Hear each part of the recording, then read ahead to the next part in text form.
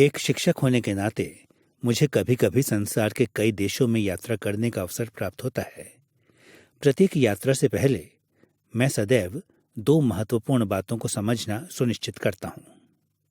मुझे यह जानने की आवश्यकता है कि मैं कहाँ जा रहा हूँ, और दूसरा, मुझे यह कैसे पता चलेगा कि मैं एक स्थान से दूसरे स्थान कैसे जा रहा हूँ।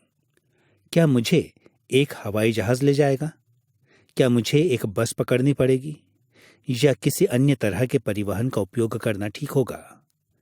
ठीक है, कुछ इसी तरह का सच तब सिद्ध होता है जब हम प्रेरितों के काम की पुस्तक को पढ़ते हैं।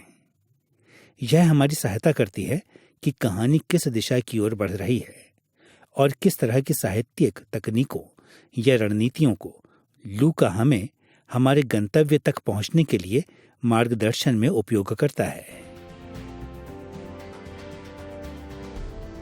हम प्रेरितों के काम की पुस्तक की हमारी श्रृंखला के इस दूसरे अध्याय में हैं।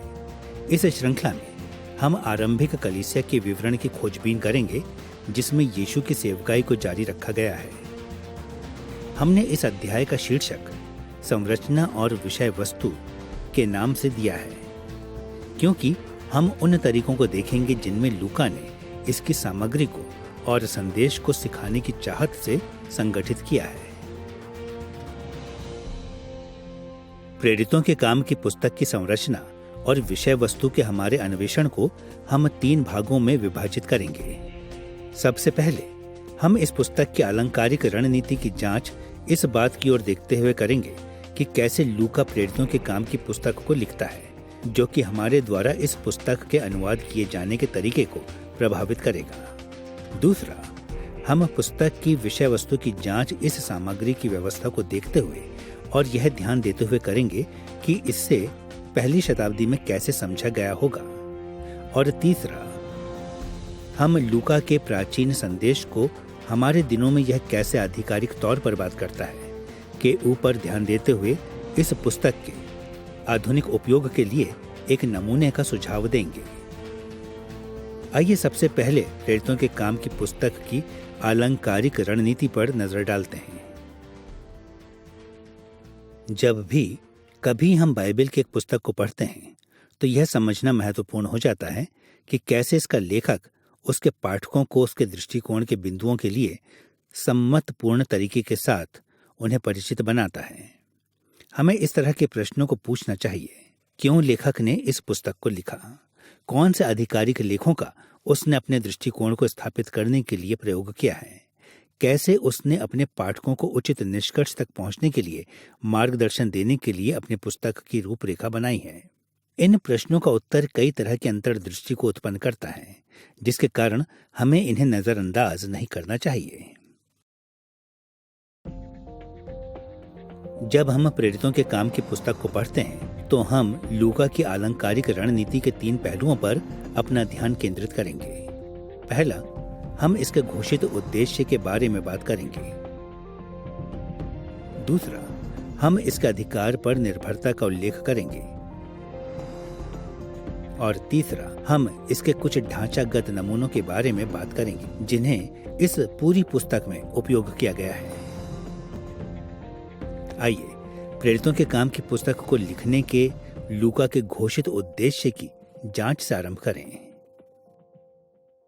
जब लोग महत्वपूर्ण लंबाई और जटिलता से साहित्य को लिखते हैं तो वे सामान्य तौर पर कई इरादों और उद्देश्यों के साथ लिखते हैं, और यह लूका के साथ भी सत्य है, जिसने 2 संस्करणों में अर्थात लूका का सुसमाचार और प्रेरितों के काम की पुस्तक के साहित्य को लिखा। उसने आशा की कि उसका लेखन कार्य थियोफिलस और कलीसिया को कई विभिन्न तरीकों से प्रभावित करेगा। इसलिए हमें उसके उद्देश्यों को सामान्य से कम नहीं समझने के लिए सावधान रहना चाहिए। परंतु फिर भी लूका ने स्पष्ट कहा है कि लेखन कार्य के लिए उसके पास एक उद्देश्य था। जैसा कि हम देखेंगे कि लूका कहता है कि उसके पास दोहरा उद्देश्य था जब उसने इसे लिखा। एक ओर लूका ने यह घोषित किया कि उसके मन में पहली शताब्दी की कलीसिया के ऐतिहासिक विवरण को लिखने का इरादा था।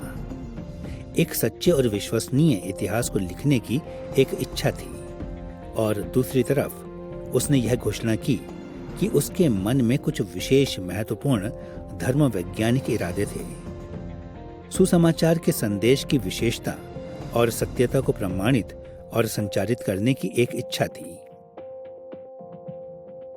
हम लूका के दोहरे उद्देश्य के दोनों पहलुओं को सच्चे ऐतिहासिक विवरण पर उसके इरादे के ऊपर ध्यान देने के द्वारा आरंभ करेंगे।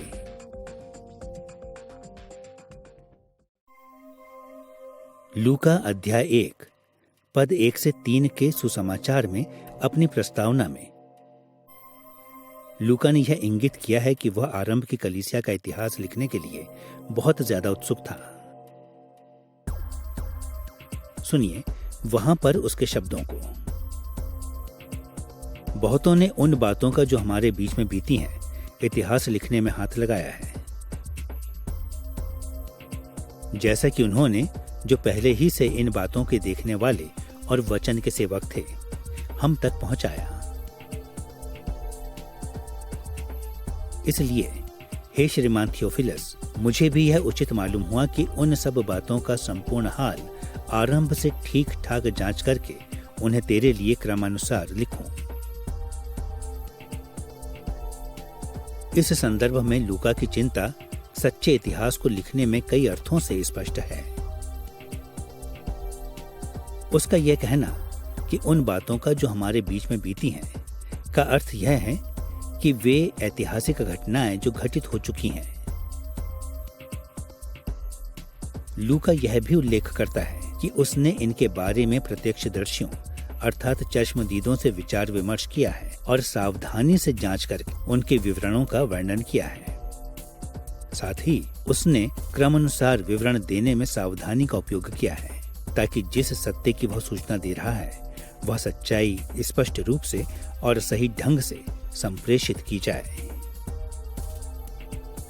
संक्षेप में लूका का 2 संस्करणों में अर्थात लूका का सुसमाचार और प्रेरितों के काम की पुस्तक का लेखन कार्य एक सच्चे ऐतिहासिक विवरण को सुसमाचार में यीशु के जीवन के साथ आरंभ करता हुआ और पहली शताब्दी की कलीसिया में प्रेरितों के काम की पुस्तक में जारी रहते हुए देता है। लूका की चिंता सच्चे इतिहास को लिखने के बारे में थी, क्योंकि वह बाइबल में दोहराए गए एक मौलिक सिद्धांत को समझ गया था। परमेश्वर स्वयं को वास्तविक इतिहास के द्वारा स्थान और समय में प्रकट करता है। वह अपने उद्धार और न्याय को लाने के बारे में इतिहास के माध्यम से काम करता है। दुर्भाग्य से हाल ही की कई शताब्दियों में कई महत्वपूर्ण विद्वानों ने यह तर्क दिया है कि मुक्ति और न्याय की अवधारणाओं का वास्तविक इतिहास से परस्पर संबंध नहीं है।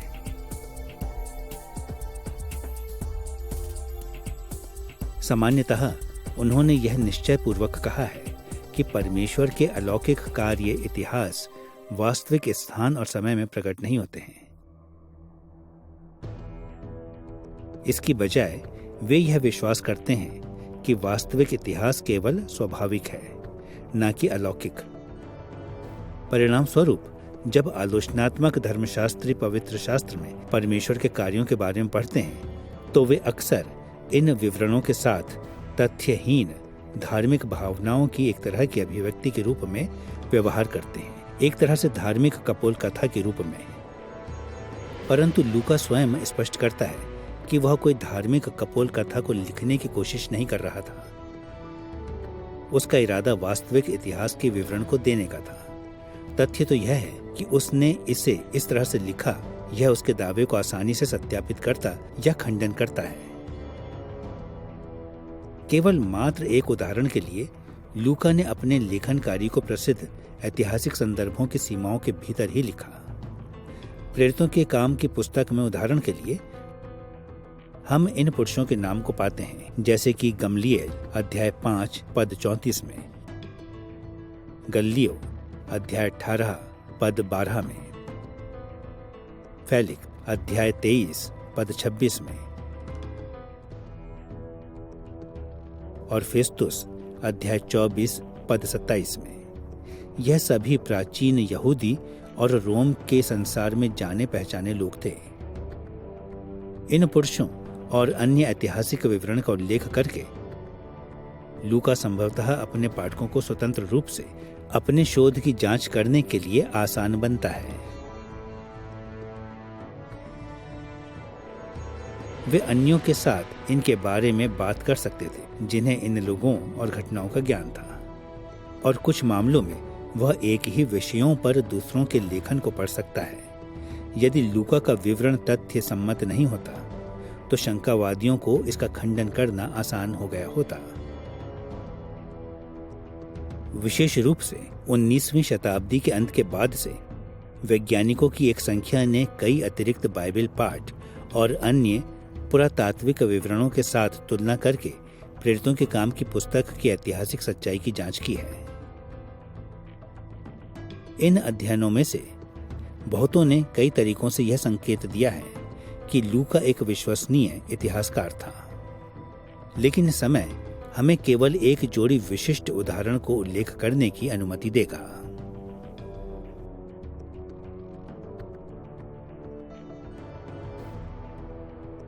पहला, प्रेरितों के काम अध्याय 28 पद 7 में लूका ने विशेष ऐतिहासिक शब्दावली के ज्ञान को प्रदर्शित किया है। वहां उसने माल्टा द्वीप के प्रधान को द्वीप में सबसे पहला व्यक्ति के रूप में संबोधित किया है। इस असामान्य शब्दावली ने सदियों से अनुवादकों को पहेलियों में डाला हुआ है, लेकिन हाल ही के पुरातात्विक अनुसंधान ने यह प्रकट किया है कि यह वास्तव में उस समय के प्रधान का आधिकारिक पद था। दूसरा, प्रेरितों के काम की पुस्तक अध्याय 27 पद 21 से 26 में मिलता है, जहां पर लूका ने पौलुस के जहाज में प्रकट किए गए व्यवहार को इस तरह से वर्णन किया है जो कि उसके ऐतिहासिक अनुसंधान को प्रमाणित करते हैं। वहां पर लूका लिखता है कि पौलुस ने बड़े तूफान के बीच जहाज के पूरे नाविक दल को प्रोत्साहित किया और सुझाव दिया जो उन्हें रोम ले जा रहे थे। अतीत में कई आलोचनात्मक विद्वानों ने बहस की है कि एक कैदी के रूप में पौलुस के लिए इस तरह से खुले तौर पर बात करना असंभव रहा होगा। इस कारण उन्होंने यह सार निकाला कि लूका ने प्रेरित का एक काल्पनिक वीर चित्र उत्पन्न किया था, परंतु हाल की अनुसंधान शोध यह दिखाती है कि पहली सदी में समुद्री कानून किसी को भी बात करने के लिए और चालक दल को सलाह देने के लिए अनुमति देता था जब जहाज गंभीर खतरे में होता था।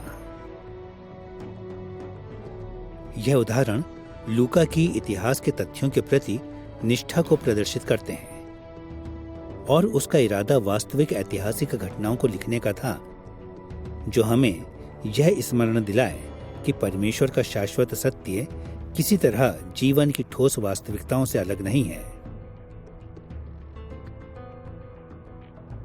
इसकी बजाय बाइबल के विश्वास में उद्धार वास्तविक इतिहास के माध्यम से आता है।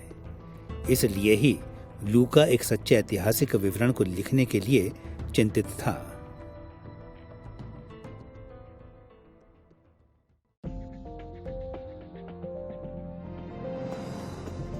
लूका के ऐतिहासिक उद्देश्य को अपने मन में रखते हुए हम लूका के इरादे के दूसरे पहलू का उल्लेख करेंगे, जो कि प्रेरितों के काम की पुस्तक में सुसमाचार के संदेश की वास्तविकता और सामर्थ्य को संचारित करने का धर्म वैज्ञानिक उद्देश्य था।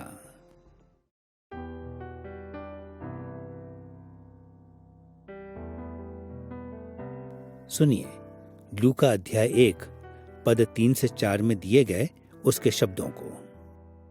मुझे यह उचित मालूम हुआ कि उन सब बातों का संपूर्ण हाल आरंभ से ठीक ठाक जांच करके उन्हें तेरे लिए क्रमानुसार लिखूं, ताकि तू यह जान ले कि वे बातें जिनकी तूने शिक्षा पाई है कैसी अटल हैं। जैसा कि हम यहाँ पर देखते हैं कि लूका ने प्रेरितों के काम का इतिहास थियोफिलुस और अन्यों ने जो शिक्षा पाई थी उसकी पुष्टि करने के लिए लिखा। इसका अर्थ है कि प्रेरितों के काम की पुस्तक ठीक ही धर्म शिक्षा की जानकारी देने वाली प्रश्नोत्तरी वाली पुस्तक या उपदेशात्मक इतिहास के रूप में वर्णन की जा सकती है। लूका चाहता था कि थियोफिलुस और अन्य पाठकगण एक विशेष तरह के दृष्टिकोण, विशेष तरह की धर्मवैज्ञानिक प्रतिबद्धताओं, ऐतिहासिक घटनाओं पर कुछ निश्चित धर्मवैज्ञानिक दृष्टिकोणों को, जैसा कि प्रेरितों के काम की पुस्तक में विवरण दिया गया है, को अपनाएं।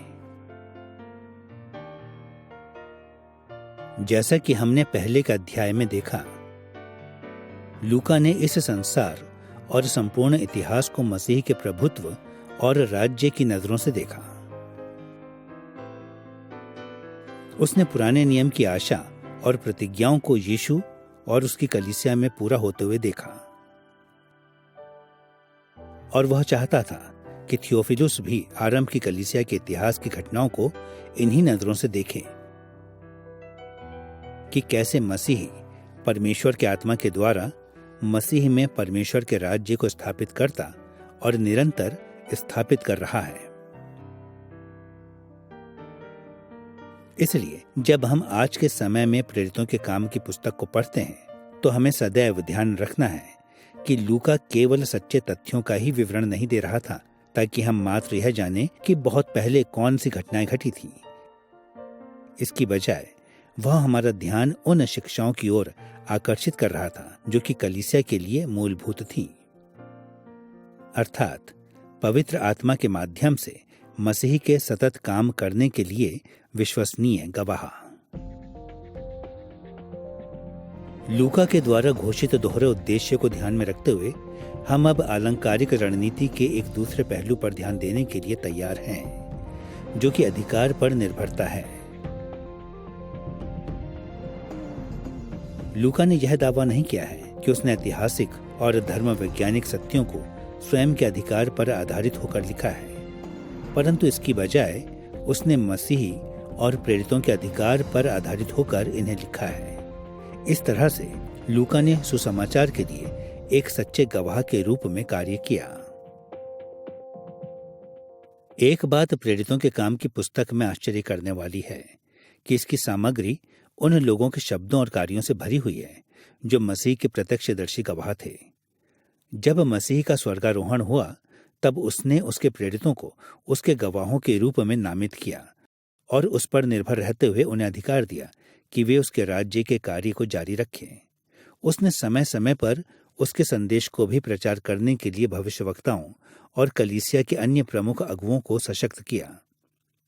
और जैसा लूका ने थियोफिलुस और व्यापक कलीसिया को अपने दृष्टिकोण के पालन किए जाने के लिए सहमत किया, वह समय समय पर आरंभ की कलीसिया के अगुवों की ओर मुड़ा, विशेष रूप से प्रेरितों और भविष्यवक्ताओं की ओर, ताकि वह उन पर अपने दृष्टिकोण को प्रकट करे और उन्हें इसके लिए अधिकृत करे।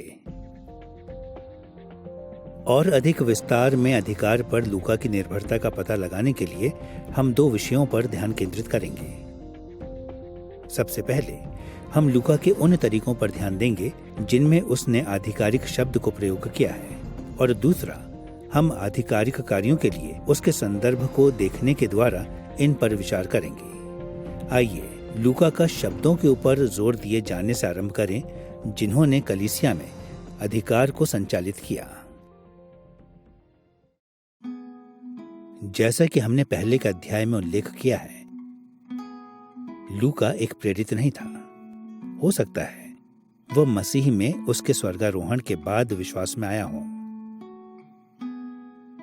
पौलुस के साथ उसकी यात्रा में और बिना यात्रा के लूका ने यीशु और प्रेरितों की सेवकाई की जांच की और प्रभु के चुने हुए प्रत्यक्षदर्शियों की गवाही का विवरण दिया।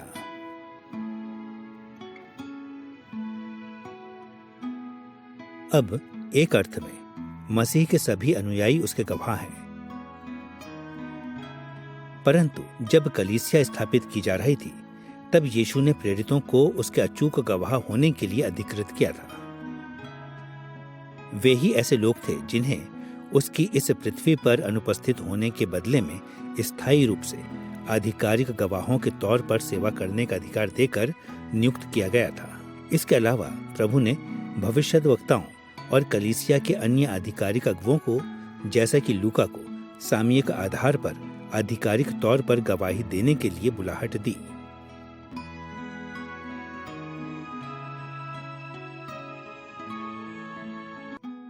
लूका ने आधिकारिक शब्दों को प्रस्तुत करने के लिए सबसे विशिष्ट तरीका भाषणों को वर्णित करने के द्वारा किया, इसकी बजाय कि वह केवल कलीसिया की शिक्षा के ऊपर अपनी टिप्पणी देता। लूका ने नियमित रूप से परमेश्वर के आधिकारिक प्रतिनिधियों को स्वयं बोलने के द्वारा, जो कि उनके अपने इतिहास में सक्रिय पात्र थे, कि व्यापक तौर पर उनकी शिक्षा को वर्णित किया है।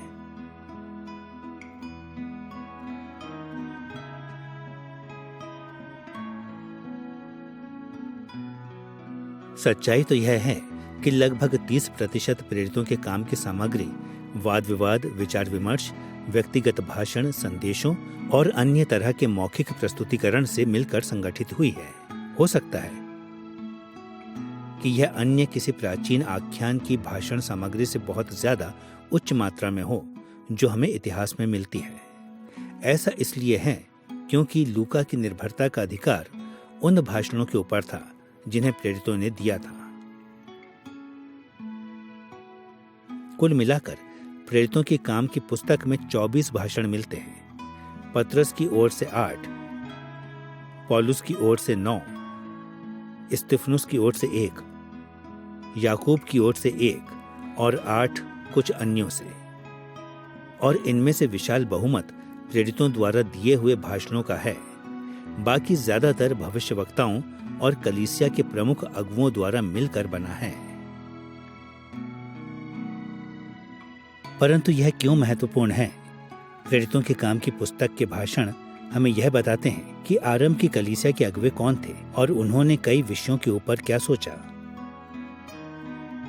वे हमें यह दिखाते हैं कि शिष्य मसीह के लिए सताए जाने के लिए तैयार थे। वे मसीह के लिए की गई प्रेरिताई की सेवकाई के गवाह हैं और उसके राज्य के निर्माण के लिए उनके निर्देश को वर्णित करते हैं। इसी के साथ वे लूका के आरंभ की कलीसिया के इतिहास के बारे में उसके दृष्टिकोणों को भी अधिकृत करते हैं। अब 19वीं और 20वीं सदी में कई आलोचनात्मक विद्वान ऐसे हैं जो यह स्वीकार नहीं करते हैं कि लूका ने प्रेरितों के काम की पुस्तक में भाषणों के सच्चे विवरणों को सम्मिलित किया है, और हमें यह स्वीकार करना होगा कि प्राचीन संसार के ऐतिहासिक विवरणों में ऐसे उदाहरण हैं जिनमें भाषण तथ्य पर आधारित नहीं होते थे। परंतु आलोचनात्मक और सुसमाचारीय अर्थात इवेंजलिकल विद्वानों की एक संख्या इस ओर संकेत देते हैं कि लूका के दिनों से पहले, मध्य और बाद में कई इतिहासकार ने यह सुनिश्चित करने के लिए कड़ी मेहनत की है कि उनके इतिहास में भाषण वास्तविक भाषणों का सच्चा प्रस्तुतिकरण था। और सच्चाई तो यह है कि जब हम प्रेरितों के काम में निकटता के साथ भाषणों को देखें तो हमें निरुत्तर करने वाले प्रमाण मिल जाएंगे कि लूका उन विश्वसनीय इतिहासकारों में से एक था। इसलिए जिन भाषणों को उसने इसमें सम्मिलित किया है वे वास्तव में आधिकारिक प्रेरिताई शिक्षाओं का प्रतिनिधित्व करते हैं।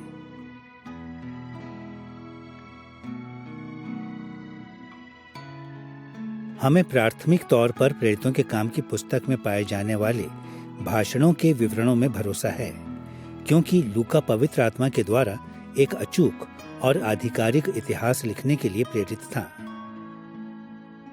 परंतु फिर भी ऐसे कम से कम 4 अन्य तरीके जिनके द्वारा हम प्रेरितों के काम की पुस्तक में दिए गए भाषणों को वास्तविक भाषणों के सही प्रतिनिधित्व के तौर पर देख सकते हैं।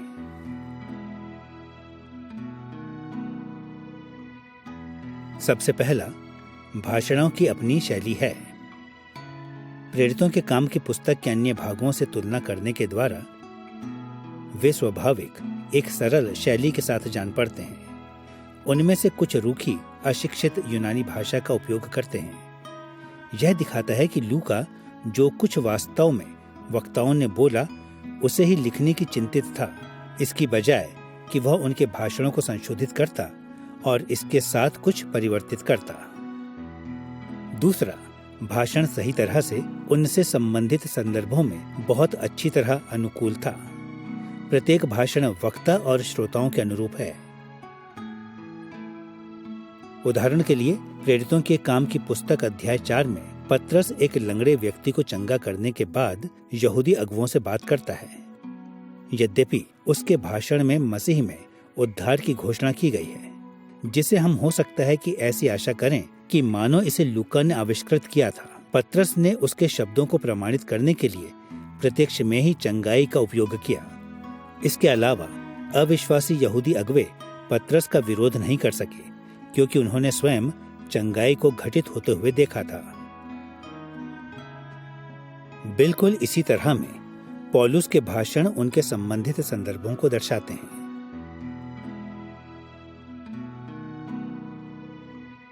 प्रेरितों के काम की पुस्तक के अध्याय 13 में उदाहरण के लिए वह यहूदियों से भिन्न तरह से बात करता है, और प्रेरितों के काम के अध्याय 17 में वह पिसदिया अंताकिया में परमेश्वर से डरने वालों की तुलना में स्तोइकी और एपिकूरियों से बहुत ही अलग ढंग से बात करता है।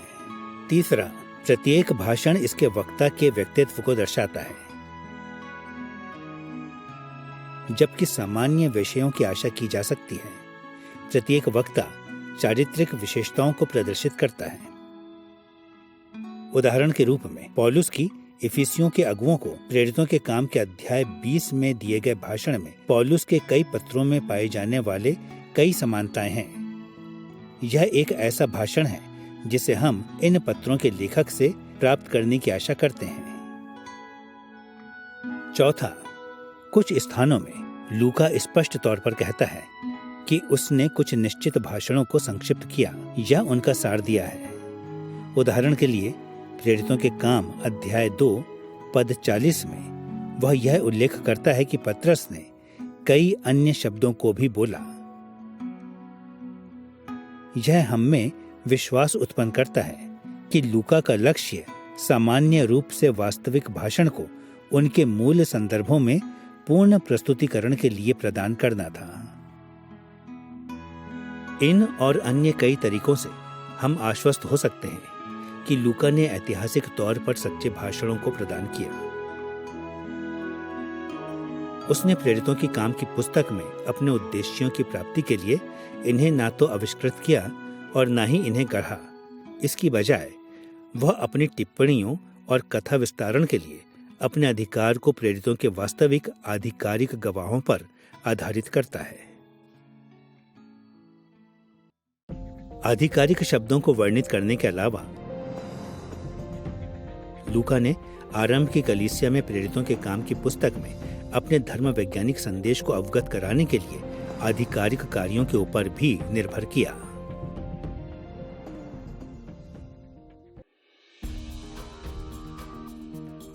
पवित्र आत्मा ने प्रेरितों को सशक्त किया और कई बार आरंभ की कलीसिया में भविष्यवक्ताओं और अन्य मुख्य अगुवों को कई आश्चर्यजनक तरीकों से जिसने उनके सुसमाचार संदेश को मान्यता दी। आश्चर्य कर्मों के द्वारा, चंगाई के लिए नाटकीय तौर पर आत्मिक वरदान के द्वारा, मृतकों को जिलाने के द्वारा, पवित्र आत्मा ने यह गवाही दी कि प्रेरित मसीह के आधिकारिक प्रतिनिधि थे।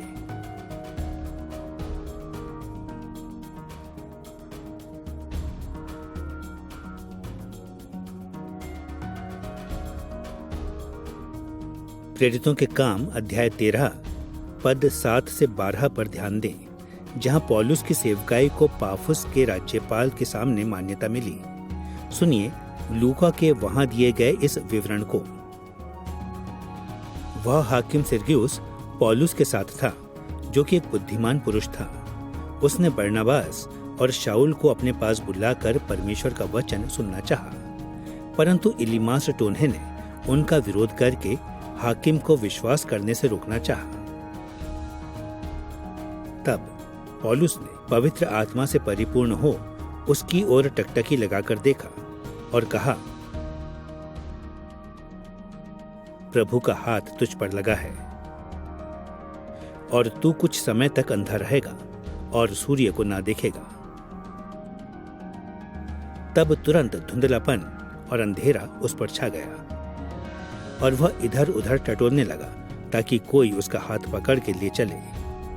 तब हाकिम ने जो कुछ हुआ था उसे देखकर प्रभु के उपदेश पर विश्वास किया। प्रेरितों के काम 13 7 से 12। जब इलीमास ने सुसमाचार में बाधा उत्पन्न करने की कोशिश की तो पवित्र आत्मा ने पौलुस के द्वारा उसे अंधा कर दिया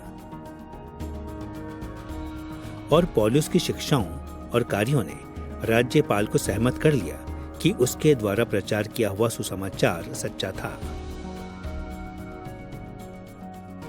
लूका ने आधिकारिक शब्दों और कार्यों को वर्णित किया ताकि उसके पाठक उसके द्वारा लिखे हुए लेखन की सत्यता से सहमत हो जाएं। वह चाहता था कि उसके पाठक यह देखें कि प्रेरित ही प्रभु यीशु की ओर से अधिकृत किए गए थे और यह कि सभी स्थानों की कलीसिया और पीढ़ियां मसीह पर निर्भरता रखते हुए परमेश्वर के राज्य के निर्माण को निरंतर जारी रखते हुए उनकी गवाही का पालन करने के लिए बाध्य रहें।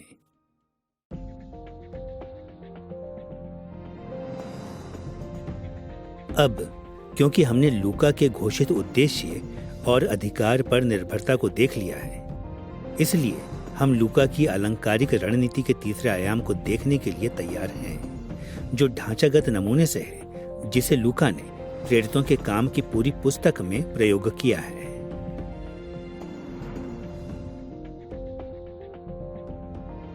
प्रेरितों के काम की पुस्तक कई तरह से ढांचागत नमूनों को प्रदर्शित करती है, परंतु समय की कमी के कारण हम हमारे ध्यान को प्रेरितों के काम की पुस्तक के ढांचे के 2 तथ्यों के ऊपर केंद्रित करेंगे। सबसे पहले हम दोहराए गए सारांशित कथनों के मुख्य नमूनों की खोजबीन करेंगे।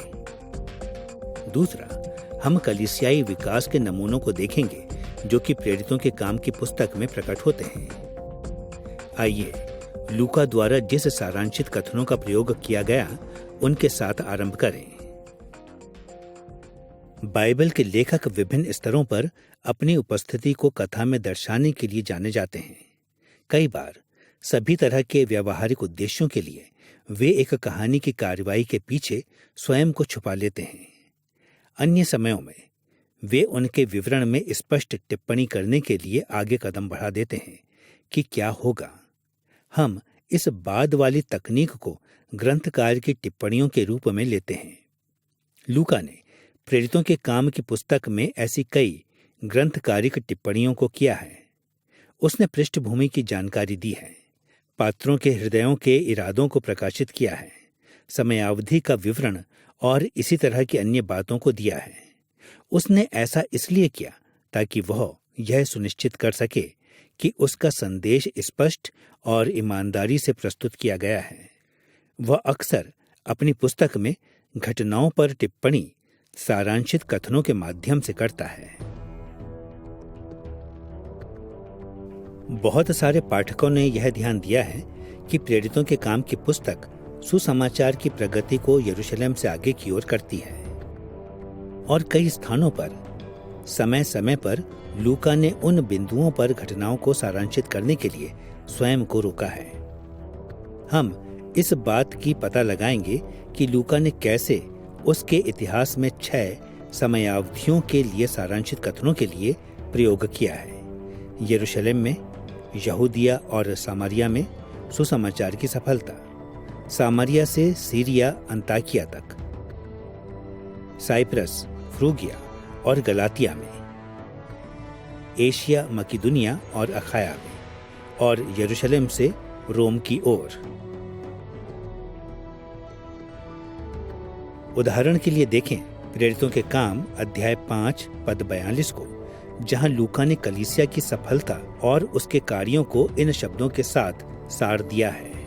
वे प्रतिदिन मंदिर में और घर घर में उपदेश करने और इस बात का सुसमाचार सुनाने से कि यीशु ही मसीह है न रुके। प्रेरितों के काम 5:42। इस तरह से सारांशित कथन को लूका निरंतर प्रेरितों के काम की पुस्तक में देता चला जाता है, जो सुसमाचार की सफलता से भरी हुई अवस्थाओं और कलीसिया की प्रगति के बारे में मुख्य अंश प्रदान करती है। सुनिए उसकी प्रेरितों के काम अध्याय 28 पद 30 और 31 में की गई टिप्पणी को। पौलुस पूरे 2 वर्ष अपने भाड़े के घर में रहा और जो उसके पास आते थे उन सब से मिलता रहा और बिना रोक टोक बहुत निडर होकर परमेश्वर के राज्य का प्रचार करता और प्रभु यीशु मसीह की बातें सिखाता रहा। अब क्योंकि हमने यह देख लिया है कि लूका ने सारांशित टिप्पणियों के द्वारा उसके इतिहास के कुछ निश्चित बिंदुओं की ओर हमारे ध्यान को आकर्षित किया है, हमें अब कलीसिया की प्रगति के उस नमूने को देखना चाहिए जो उसकी सारांशित टिप्पणियों के बीच में प्रकट होते हैं। जब लूका कलीसिया के विकास के बारे में विवरण देता है तो वह नियमित रूप से दो जोड़ी गतिशील शक्तियों के बारे में उल्लेख करता है। एक तरफ तो वह कलीसिया के आंतरिक विकास और तनाव के बारे में लिखता है और दूसरी तरफ वह कलीसिया के बाह्य विकास और कलीसिया को बाहर से आने वाले विरोध के बारे में लिखता है। हम इस पाठ में बाद में इस पद्धति का वर्णन करेंगे। अभी तक हम बस केवल उन्हीं बातों का विवरण देंगे जिनका हम अर्थ जानते हैं। आंतरिक विकास शब्दावली से हमारा संकेत मसीही समुदाय के बीच में सुसमाचार के सकारात्मक प्रभाव से है। हम ऐसा कह सकते हैं कि यह व्यक्तिगत और पूरी कलीसिया के रूप में इनकी आध्यात्मिक परिपक्वता को आगे बढ़ाने के लिए गुणात्मक विकास का एक रूप था। और शब्द तनाव से हमारे मन में समस्याओं, प्रश्नों, विवादों और कलीसिया के बीच में प्रकट होने वाले संघर्षों से है। प्रेरितों के काम की पुस्तक में लूका नियमित रूप से आंतरिक विकास और तनाव के बीच एक पारस्परिक संबंध है को प्रदर्शित करता है। आंतरिक विकास ने तनाव का नेतृत्व किया और तनाव ने आंतरिक विकास का नेतृत्व किया। लूका के कलीसियाई विकास के ढांचागत नमूने में दूसरी जोड़ी के तत्वों में बाह्य विकास और विरोध है। बाह्य विकास के द्वारा हमारे मन में कलीसिया में गुणात्मक विकास नए सदस्यों को जोड़कर होने से हुआ।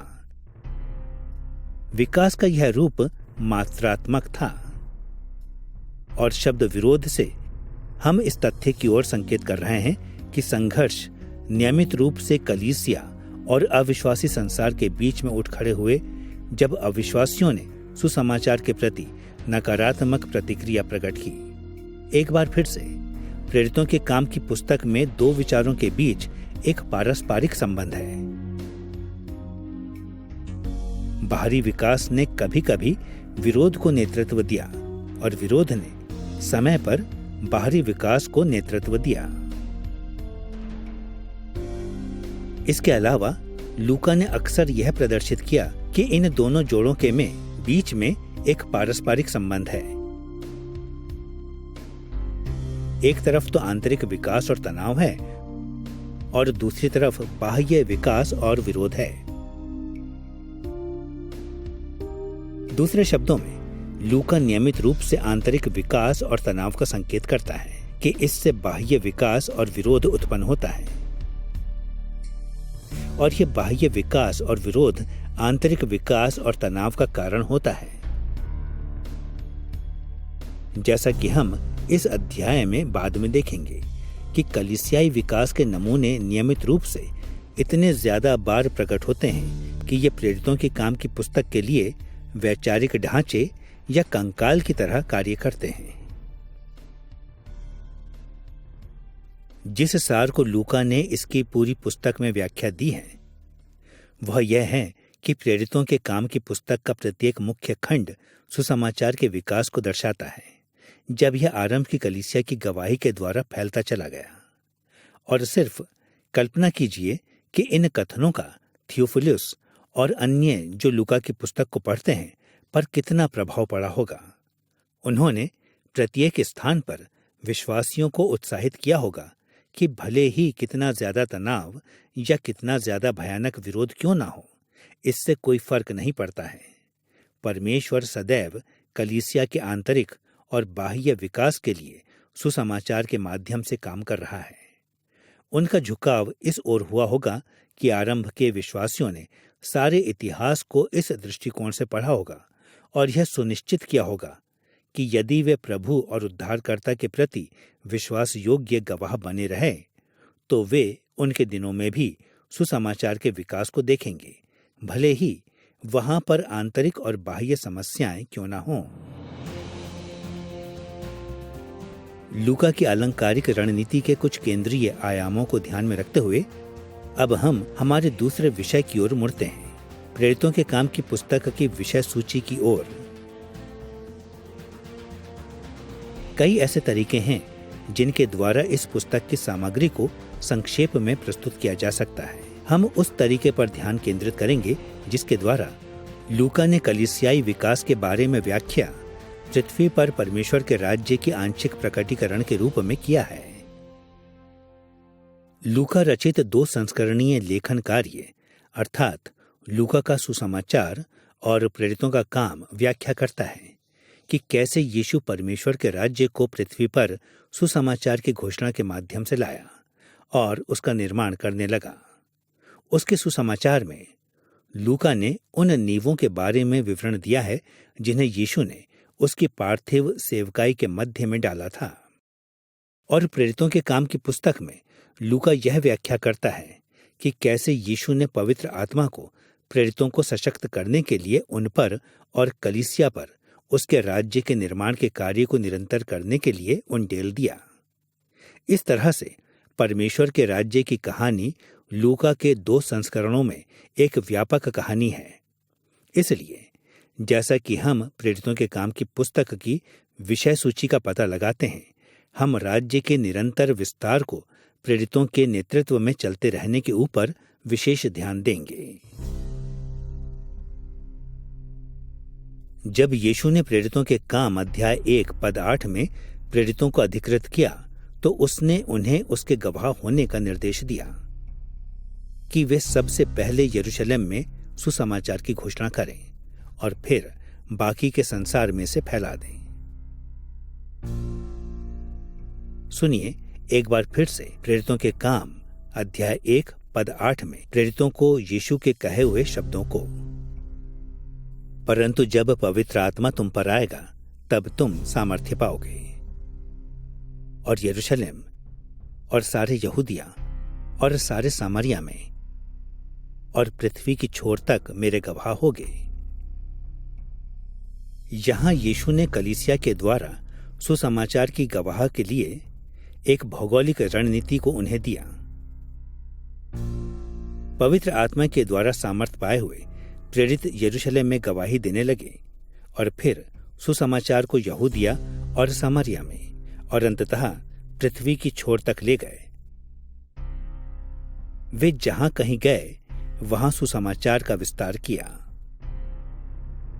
कई विद्वानों ने यह अवलोकन किया है कि लूका ने प्रेरितों के काम की पुस्तक को यीशु की भौगोलिक गवाही के विस्तार के लिए दी गई बुलाहट के चारों ओर संगठित किया है और हम उसके इस नमूने का अनुसरण करेंगे जब हम उसके लेखन कार्य का सर्वेक्षण करते हैं। हम सबसे पहले उस तरीके को देखेंगे जिसमें लूका ने यह विवरण दिया है कि सुसमाचार यरूशलेम में प्रेरितों के काम अध्याय 1 पद 1 से अध्याय 8 पद 4 में विकास किया। दूसरा, हम राज्य के विस्तार को यहूदिया और सामरिया में अध्याय 8 पद 5 से अध्याय 9 पद 31 में होता हुआ देखेंगे।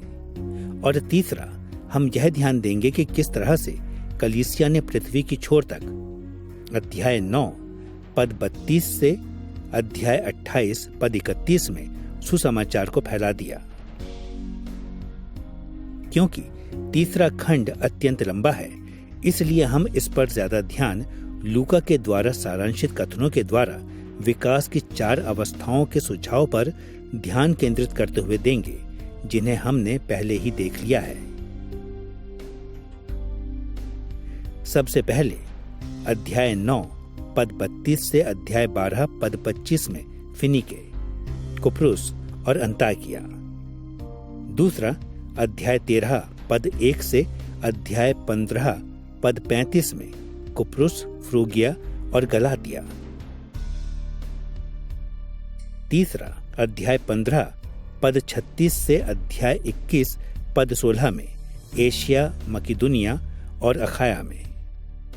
और चौथा, अध्याय 21 पद 17 से लेकर अध्याय 28 पद 31 तक चलता हुआ रोम तक। हम इनमें से प्रत्येक खंड को विस्तार सहित आंतरिक विकास और तनाव और बाह्य विकास और विरोध के नमूनों को देखते हुए ध्यान केंद्रित करेंगे, जिनके बारे में हमने पहले विवरण दे दिया है।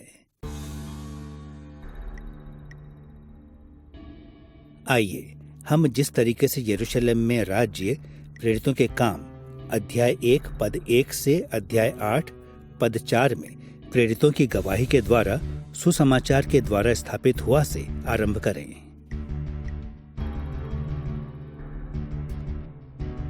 यरूशलेम प्राचीन इस्राएल की राजधानी थी, जो कि पुराने नियम में परमेश्वर का विशेष राष्ट्र था। यरूशलेम लूका के लेखन कार्य में प्रारंभिक बिंदु था, क्योंकि इसने संपूर्ण पुराने नियम में परमेश्वर के राज्य में और यीशु की सेवकाई में भी केंद्रीय भूमिका को अदा किया था। इसके अलावा लूका ने यरूशलेम की घटनाओं को प्रेरितों के काम की पुस्तक में कई स्थानों पर लिखा था, जो कि नियमित रूप से प्रेरितों के द्वारा सुसमाचार को नई भूमि में फैलाने के बारे में प्रकट करते हैं, जो कि अभी भी इसी विशेष शहर में निहित था।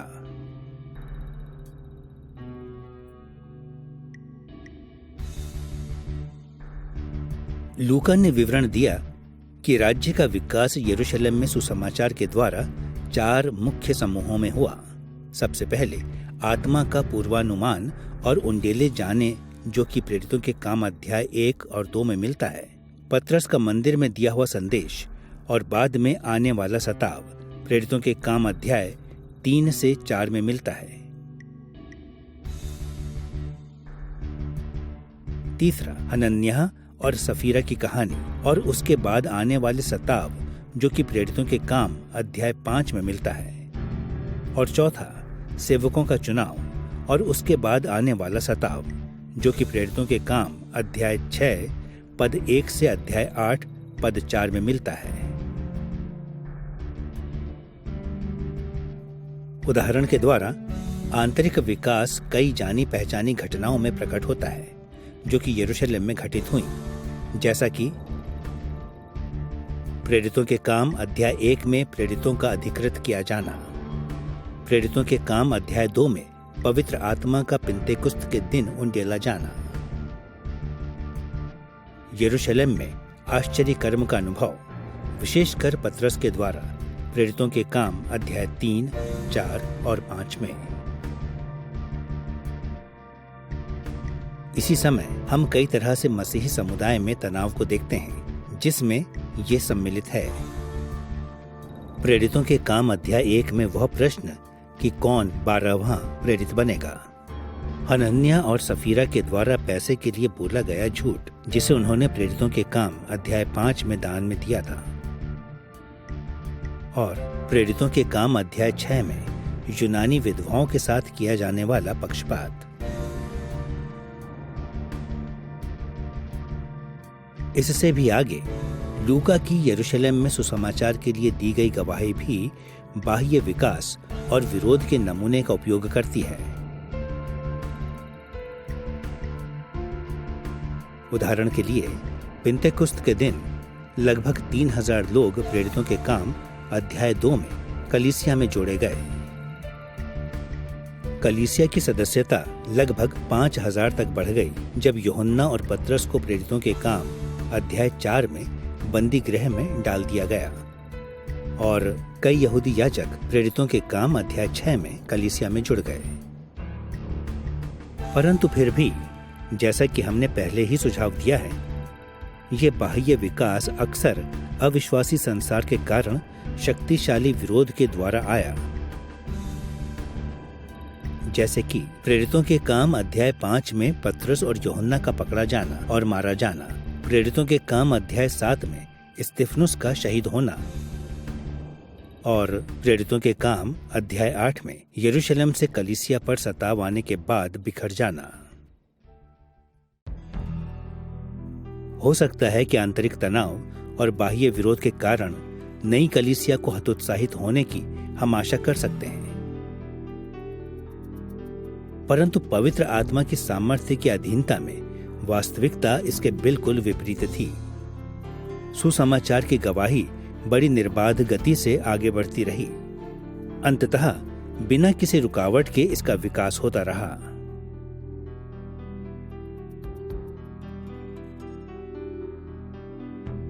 प्रेरितों के काम की पुस्तक का दूसरा मुख्य खंड प्रेरितों के काम अध्याय 8 पद 5 से अध्याय 9 पद 31 में यहूदिया और सामरिया में कलीसिया की सुसमाचार की गवाही के ऊपर केंद्रित होता है।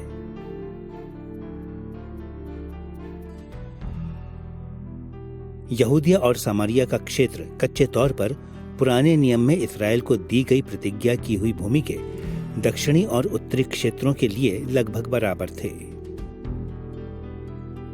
यीशु ने स्वयं इन क्षेत्रों में उसके स्वर्गारोहण से पहले सेवकाई की थी।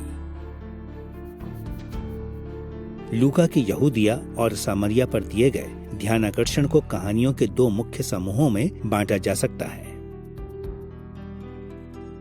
प्रेरितों के काम अध्याय 8 पद 5 से 40 में फिलिप्पुस की सेवकाई और प्रेरितों के काम अध्याय 9 पद 1 से 31 में पौलुस का मन परिवर्तन। ये कहानियां हमारे ध्यान को कलीसिया के आंतरिक विकास की ओर आकर्षित करती हैं। उदाहरण के लिए आंतरिक विकास निरंतर जारी रहा जब नए विश्वासी लगातार प्रेरितों के काम अध्याय 8 में पवित्र आत्मा से भरते चले गए और शाऊल प्रेरितों के काम अध्याय 9 में उसके मन परिवर्तन के बाद प्रेरित बना दिया गया। अपने ध्यान में इन घटनाओं को रखते हुए तथापि कलीसिया के बीच में तनाव का भी निर्माण होने लगा। उदाहरण के लिए प्रेरितों के काम अध्याय 8 में प्रश्नों को किया गया है क्योंकि कुछ विश्वासियों ने अभी तक पवित्र आत्मा को प्राप्त नहीं किया था। शिमोन जादूगर ने प्रेरितों के काम अध्याय 8 में प्रेरितों से पवित्र आत्मा की शक्ति को खरीदने की कोशिश की। दूसरी तरफ बाह्य विकास और विरोध का नमूना भी निरंतर चलता रहा।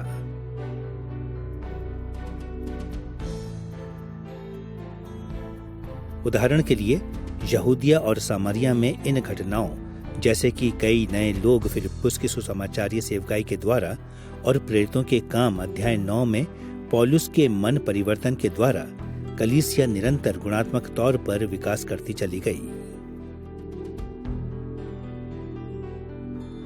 परंतु फिर भी यह विकास अविश्वासियों के विरोध के बगैर प्रकट नहीं हुआ। उदाहरण के लिए शाऊल ने प्रेरितों के काम अध्याय 9 में उसके मन परिवर्तन से पहले विश्वासियों को सताया और कुछ यहूदियों ने शाऊल को प्रेरितों के काम अध्याय 9 में उसके मन परिवर्तन के बाद कत्ल करने की कोशिश की। एक बार फिर से आंतरिक तनाव और बाह्य विरोध अंततः कलीसिया के विकास में रुकावट बनने में असफल हो गया। इसकी बजाय पवित्र आत्मा ने इन चुनौतियों को कलीसिया में गुणात्मक विकास और परिपक्वता को लेने के लिए उपयोग किया।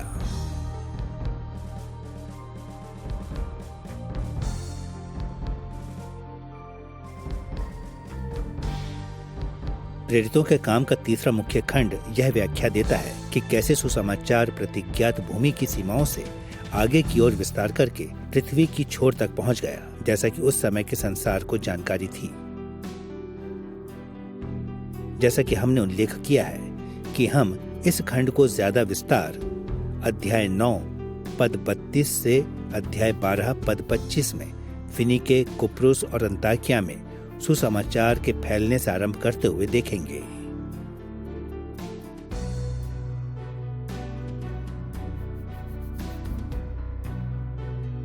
यह खंड सुसमाचार प्रचार का यहूदिया और सामरिया से आगे की ओर फैलने के पहले विशेष प्रसार के बारे में बताता है, जैसा कि यह फिनीके, कुप्रुस और सीरिया के अंताकिया की अन्य जातियों के क्षेत्र में फैल गया।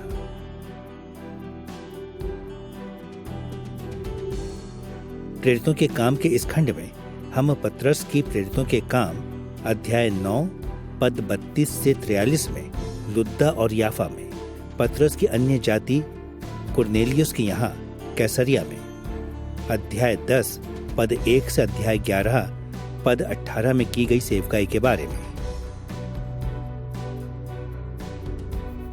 सीरिया के अंताकिया में अध्याय 11 पद 19 से 30 में सुसमाचार के विस्तार के बारे में पढ़ते हैं और पतरस के आश्चर्यजनक तरीके से यरूशलेम के बंदी गृह से छुटकारे के बारे में अध्याय 12 पद 1 से 25 में पढ़ते हैं। इसमें कोई आश्चर्य की बात नहीं है कि यहाँ पर भी आंतरिक विकास और तनाव का नमूना नियमित रूप से कार्य कर रहा है। लूका ने आंतरिक विकास के कई उदाहरणों का विवरण दिया है। उदाहरण के लिए अन्य जाति प्रेरितों के काम अध्याय 10 में कलीसिया में लाए गए और कलीसिया प्रेरितों के काम अध्याय 12 में पतरस के आश्चर्यजनक तरीके से छुटकारे को लेकर उत्साहित हो गई थी। और इसमें कोई संदेह नहीं है कि वहां पर संबंधित तनाव भी थे। उदाहरण के लिए काफी सारे यहूदी अन्य जातियों को प्रेरितों के काम अध्याय 11 में कलीसिया की संगति में पूरी तरह से लेने में झिझके और बहुतों ने पुराने नियम के भोजन संबंधी व्यवहारों के प्रतिबंधों में ढील दिए जाने के कारण प्रेरितों के काम अध्याय 11 में विरोध प्रकट किया। इस खंड में भी लूका बाह्य विकास और विरोध के नमूने के ऊपर जोर देता है। उदाहरण के लिए उसने प्रेरितों के काम अध्याय 10 में कुरनेलियुस और कई अन्य जातियों के मन परिवर्तन और प्रेरितों के काम अध्याय 11 में बरनबास की सफल सुसमाचारीय सेवकाई के माध्यम से बाहरी विकास के लिए लिखा है। परंतु यह विकास भी बिना विरोध के नहीं हुआ था। इस सताव में प्रेरितों के काम अध्याय 12 में याकूब की मृत्यु और प्रेरितों के काम अध्याय 12 में पतरस को बंदी गृह में डाला जाना सम्मिलित है। परंतु तनाव और विरोध के बावजूद भी सुसमाचार की गवाही में अंततः कोई रुकावट प्रकट नहीं हुई। पवित्र आत्मा ने कलीसिया के सुसमाचार और शिष्यत्व के कार्य को आशीषित करना जारी रखा। उसने नस्लीय भेदभावों और सतावों पर विजय को पाया, यहाँ तक कि आश्चर्यजनक तरीके से पतरस को बंदी गृह से मुक्त कराने के द्वारा। यह बात कोई अर्थ नहीं रखती है कि कैसी भी रुकावटें भले ही इस मार्ग में क्यों न रख दी गई हों, सुसमाचार निरंतर आगे की ओर बढ़ता रहा। प्रेरितों के काम की पुस्तक अध्याय 13 पद 1 से अध्याय 15 पद 35 में लूका चौथे मुख्य खंड की ओर मुड़ता है। कुप्रुस, फ्रूगिया और गलातिया में सुसमाचार का प्रसार होना।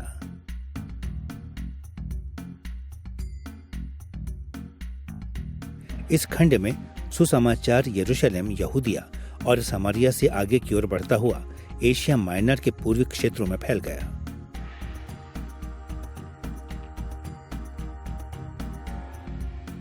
प्रेरितों के काम की पुस्तक का यह खंड 2 मुख्य हिस्सों में विभाजित हुआ है।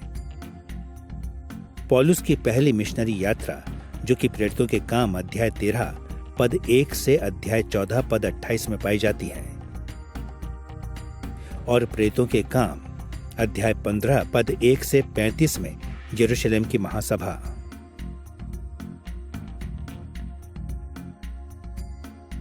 उसकी रणनीति को ध्यान में रखते हुए लूका ने आंतरिक विकास और तनाव के नमूने को भी इस खंड में दिखाया है। उसने ऐसी बातों के द्वारा आंतरिक विकास की ओर संकेत किया है, जैसे कि पौलुस का प्रेरितों के काम अध्याय 14 में गलातियों की कलीसियाओं को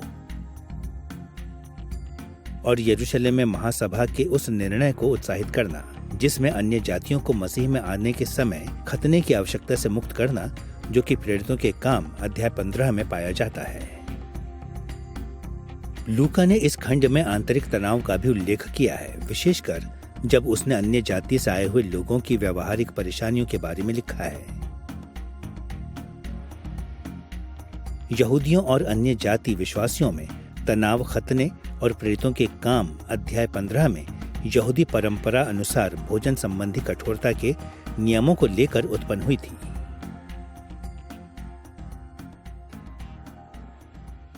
बाह्य विकास और विरोध के संबंध में लूका ने प्रेरितों के काम अध्याय 14 में कई विषयों का उल्लेख किया है। जैसा कि पौलुस की पहली मिशनरी यात्रा के कारण उत्पन्न हुई संख्यात्मक वृद्धि, परंतु जैसा कि पहले कहा गया है कि यह वृद्धि शक्तिशाली विरोध के साथ आई। उदाहरण के लिए पौलुस और बरनबास को यहूदी अविश्वासियों के द्वारा निरंतर अस्वीकार कर दिया गया, विशेषकर प्रेरितों के काम अध्याय 14 में, लुस्त्रा, इकुनियुम और अंताकिया में।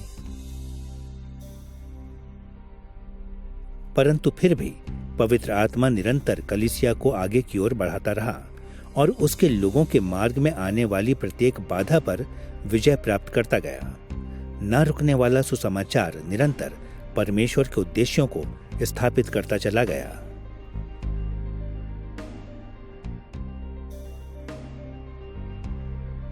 प्रेरितों के काम का 5वां मुख्य खंड अध्याय 15 पद 36 से अध्याय 21 पद 16 तक चलता है, जहां पर सुसमाचार की गवाही रोमी प्रांतों, एशिया, मकिदुनिया और अखाया तक फैल गई।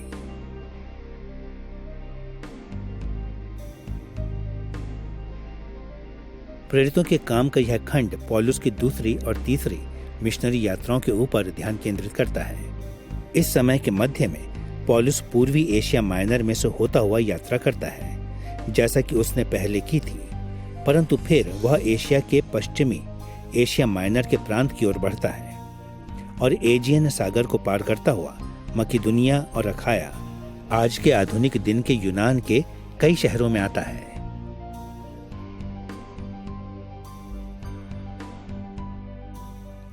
पौलुस की दूसरी मिशनरी यात्रा का विवरण प्रेरितों के काम अध्याय 15 पद 36 से अध्याय 18 पद 22 में और तीसरी मिशनरी यात्रा का अध्याय 18 पद 23 से अध्याय 21 पद 16 में दिया गया है।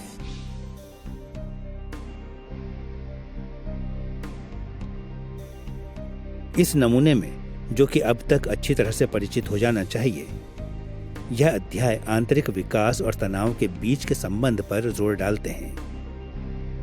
हम यहाँ आंतरिक विकास के कई उदाहरणों को पाते हैं, जैसे कि अपुल्लोस को अक्विला और प्रिस्किला को प्रेरितों के काम अध्याय 18 में दिए गए निर्देश,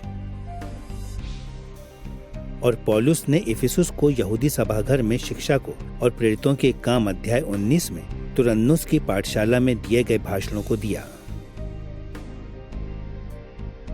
और इसमें कोई संदेह नहीं है कि ज्यादा तनाव इसी आंतरिक विकास के कारण आया। उदाहरण के लिए पौलुस और बरनबास ने मरकुस के ऊपर बहस की और प्रेरितों के काम अध्याय 15 में उससे अलग हो गया, और पौलुस ने कलीसिया को उन कलीसियाई अगुओं से स्वयं को सुरक्षित रखने के लिए चेतावनी दी, जिनके प्रेरितों के काम अध्याय 20 में बुरे उद्देश्य थे। हम बाह्य विकास और विरोध के बारे में भी पढ़ते हैं। उदाहरण के लिए हम देखते हैं कि बाह्य विकास कई लोगों के, जो पौलुस के प्रचार द्वारा मसीह में आए थे, हुआ, और उन कलीसियाओं में जो कि प्रेरितों के काम अध्याय 15 से 21 में दूसरी और तीसरी मिशनरी यात्रा के बीच में स्थापित की गई थी।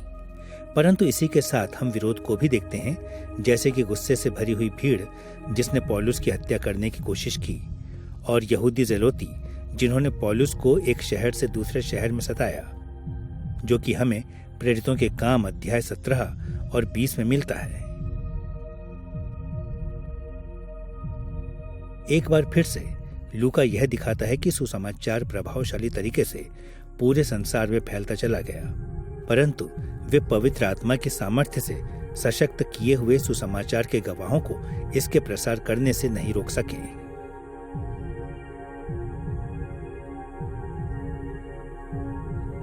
अंत में लूका की कथा का अंतिम बड़ा खंड प्रेरितों के काम अध्याय 21 पद 17 से अध्याय 28 पद 21 में रोम में सुसमाचार की गवाही पर केंद्रित है।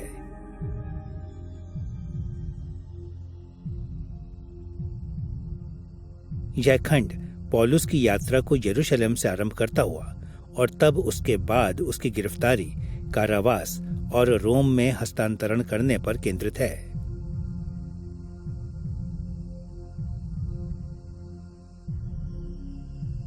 इन सामग्रियों को मोटे तौर पर 4 बड़े वर्गों में विभाजित किया जा सकता है। पौलुस की प्रेरितों के काम अध्याय 21 पद 17 से अध्याय 23 पद 11 में यरूशलेम में अंतिम गवाही। पौलुस का अध्याय 23 पद 12 से अध्याय 26 पद 32 में कारावास।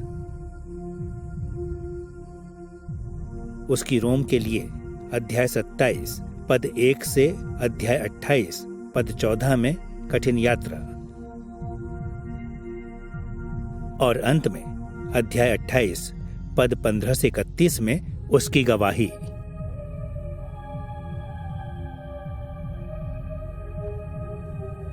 जैसा कि हम आशा करते हैं कि यह अध्याय आंतरिक विकास और तनाव से परिचित नमूने को अपने में सम्मिलित करते हैं। हम आंतरिक विकास के लिए कई प्रमाणों को देखते हैं जिनमें ऐसी बातें सम्मिलित हैं, जैसा कि यहूदी विश्वासियों ने जिस आनंद को यरूशलेम में अनुभव किया जब उन्होंने यह सुना कि प्रेरितों के काम अध्याय 21 में बहुत सारे अन्य जाति विश्वास में आ रहे हैं, और प्रेरितों के काम अध्याय 22 में पौलुस और अन्यों के दुख उठाने और यहाँ तक कि सुसमाचार के लिए मरने के लिए भी तैयार हैं।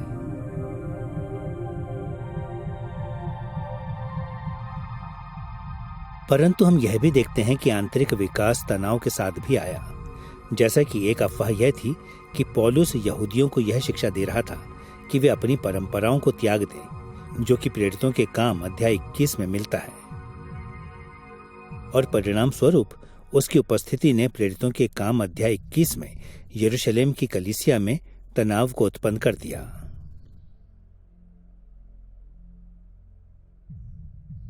हम बाह्य विकास और विरोध के नमूने को भी पाते हैं। लूका ने यह विवरण दिया है कि कलीसिया ने इस अवधि में बाहरी विकास में उल्लेखनीय प्रगति की। उदाहरण के लिए पौलुस प्रेरितों के काम अध्याय 23, 24, 26, 28 में कई उच्च पद वाले अधिकारियों को सुसमाचार प्रस्तुत करता है, और उसने प्रेरितों के काम अध्याय 28 में रोम में बिना किसी रुकावट के प्रचार के कार्य को किया। परंतु लूका यह भी संकेत देता है कि इस विकास के साथ शक्तिशाली विरोध भी आया, जिसमें पौलुस को पकड़ लिया गया और रोमी सरकार द्वारा प्रेरितों के काम अध्याय 24 में 4 साल के लिए और प्रेरितों के काम अध्याय 28 में रोम के कारावास में डाल दिया गया। प्रेरितों के काम की पुस्तक का प्रत्येक मुख्य खंड यह प्रमाणित करता है कि विश्वास योग्य गवाह सुसमाचार को सुनाने में असफल नहीं हुए। पवित्र आत्मा ने कलीसिया को सशक्त किया कि वह सुसमाचार को यरूशलेम से लेकर रोमी साम्राज्य की राजधानी तक ले जाए। उन आंतरिक परेशानियों जिन्हें कलीसिया ने सहन किया के बावजूद भी बिना किसी रुकावट के सुसमाचार कलीसिया में आत्मिक परिपक्वता और संख्यात्मक विस्तार को लेकर आया, जब इसने परमेश्वर के राज्य को पृथ्वी की छोर तक फैला दिया। अब क्योंकि हमने प्रेरितों के काम की पुस्तक की अलंकारिक रणनीति और विषय सूची का पता लगा लिया है, इसलिए आइए हम अब हमारे तीसरे विषय की ओर मुड़ें। इसके आधुनिक उपयोग की ओर चलने वाले कदम। वे कौन से ऐसे मुख्य विषय हैं जिनके द्वारा हम हमारे आज के दिनों में प्रेरितों के काम की पुस्तक के सत्यों को अपने पर लागू कर सकते हैं? इस विषय का विस्तार करने के लिए हम सबसे पहले हमारे ध्यान को प्रेरितों के काम की पुस्तक के साहित्यिक चरित्र के ऊपर, इसके मुख्य चारित्रिक गुणों के ऊपर ध्यान देते हुए लगाएंगे। दूसरा, हम हमारे आज के दिनों और पहली शताब्दी के बीच की कुछ असंगतियों के बारे में बात करेंगे, जो कि हमारे इस पुस्तक के आधुनिक उपयोग के ऊपर प्रभाव डालती हैं। और तीसरा, हम आधुनिक दिनों और पहली शताब्दी के बीच की निरंतरताओं के बारे में पुष्टि करेंगे, जो कि हमारे जीवनों में प्रेरितों के काम की पुस्तक के वास्तविक अर्थ से संबंधित होने में हमारी सहायता करती है। आइए प्रेरितों के काम की पुस्तक के साहित्यिक चरित्र के ऊपर देखने से आरंभ करें। विभिन्न तरह के साहित्यिक विभिन्न तरीकों से अपने संवादों को प्रेषित करते हैं। उदाहरण के लिए, हम बाइबल में कई तरह के साहित्यों को पाते हैं। इसमें ऐतिहासिक कहानियां, कविताएं, भाषण, दृष्टांत, कहावतें, व्यवस्था और ऐसी ही और बातें मिलती हैं। और साहित्य की हर तरह की श्रेणी विभिन्न तरीकों से संचारित होती है। यदि हम प्रेरितों के काम की पुस्तक को एक दायित्व पूर्ण तरीके से समझने की आशा करें, तो हमें इस बात को ध्यान में रखना चाहिए कि हम किस तरह के साहित्य की श्रेणी को प्रयोग कर रहे हैं और उन तरीकों को जिसमें यह साहित्य अपने संवादों को संचारित करता है। ऐसी कई बातें हैं जिन्हें हम साहित्यिक दृष्टिकोण से प्रेरितों के काम की पुस्तक के बारे में कह सकते हैं, परंतु समय हमें केवल इसकी सबसे अधिक प्रमुख विशेषताओं में से 3 को उजागर करने की अनुमति देगा। सबसे पहले, लूका अपने विवरण में क्या लिखना के बारे में चयनात्मक था। दूसरा, उसने प्रेरितों के काम की पुस्तक को प्रासंगिक होने के लिए बनाया। और तीसरा, वह अस्पष्ट तरीके से इसकी कई शिक्षाओं को संचारित करता है। आइए सबसे पहले हम प्रेरितों के काम की पुस्तक के चयनित प्रकृति की सामग्री पर नजर डालें। प्रत्येक इतिहासकार को चयनात्मक होना चाहिए। यहाँ पर बहुत ज्यादा तथ्य, लोग और इस संसार की घटनाएं हैं जो कि किसी भी मनुष्य के लिए उनके बारे में व्यापक विवरण प्रदान करती हैं। प्रेरितों की काम की घटनाएं यीशु के स्वर्गारोहण से लेकर पौलुस के रोम के बंदी गृह में डाल दिए जाने की समयावधि के बीच की हैं। इस समय के मध्य कलीसिया में विशेष तौर पर चौंकाने वाली संख्या में बहुत सारी घटनाएं घटित हुईं, इतनी सारी कि इनकी गणना नहीं हो सकती है। परंतु तो भी लूका ने मात्र 28 उचित छोटे अध्यायों को लिखा है। इसलिए हम जानते हैं कि उसने केवल एक छोटे से अंश ही की सूचना दी है। परंतु उसने इन घटनाओं को सम्मिलित करने का निर्धारण किया। उसने कैसे निर्धारित किया कि किसे छोड़ दिया जाना चाहिए? लूका पवित्र आत्मा से प्रेरित हुआ कि वह इतिहास के थोड़े से हिस्से का चुनाव करे जिसे कि प्रेरितों के द्वारा यीशु के कार्यों को समझना महत्वपूर्ण था और जो उसके पाठकों को प्रेरितों की कुछ केंद्रीय शिक्षाओं को अपनाने के लिए सहमत करेगा। इसलिए जब हम आधुनिक संसार में प्रेरितों के काम की पुस्तक को लागू करने के तरीकों को प्राप्त करने की कोशिश करते हैं, तो हमें 2 बातों को करने की आवश्यकता है। एक तरफ तो हमें इस सोच की त्रुटि से बचने की जरूरत है कि लूका ने हर इस बात का विवरण दिया जिससे हम उस समय की कलीसिया के इतिहास की समयावधि को जानने के बारे में चाहते थे। ऐसे कई प्रश्न हैं जिन्हें उसने अनुत्तरित छोड़ दिया है। इसलिए हमें प्रेरितों के काम की पुस्तक में से हमारी आधुनिक समस्याओं का हर तरह का उत्तर पाने के लिए बचने की जरूरत है। एक तरफ तो हमें यह स्मरण रखने की आवश्यकता है कि प्रेरितों के काम की पुस्तक का प्रत्येक विवरण उसके दोहरे उद्देश्य को पूरा करने में हमारी सहायता करता है। इसलिए हमें पुस्तक की प्रत्येक बात को इस प्रकाश में पढ़ने की आवश्यकता है, यह कैसे लूका को उसके उद्देश्य को प्राप्त करने में सहायता करता है। हमें इस तरह के प्रश्नों को निरंतर करते रहना चाहिए। यह मुझे आरंभ की कलीसिया के बारे में क्या सिखाता है और यह मुझे कौन से धर्म सिद्धांत अपनाने के लिए प्रोत्साहित करता है।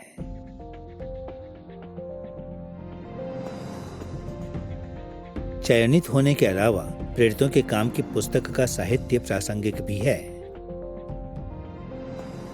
ऐसा कहने का अर्थ यह है कि प्रेरितों के काम की पुस्तक छोटी कहानियों और विवरणों का क्रमशः संग्रह है।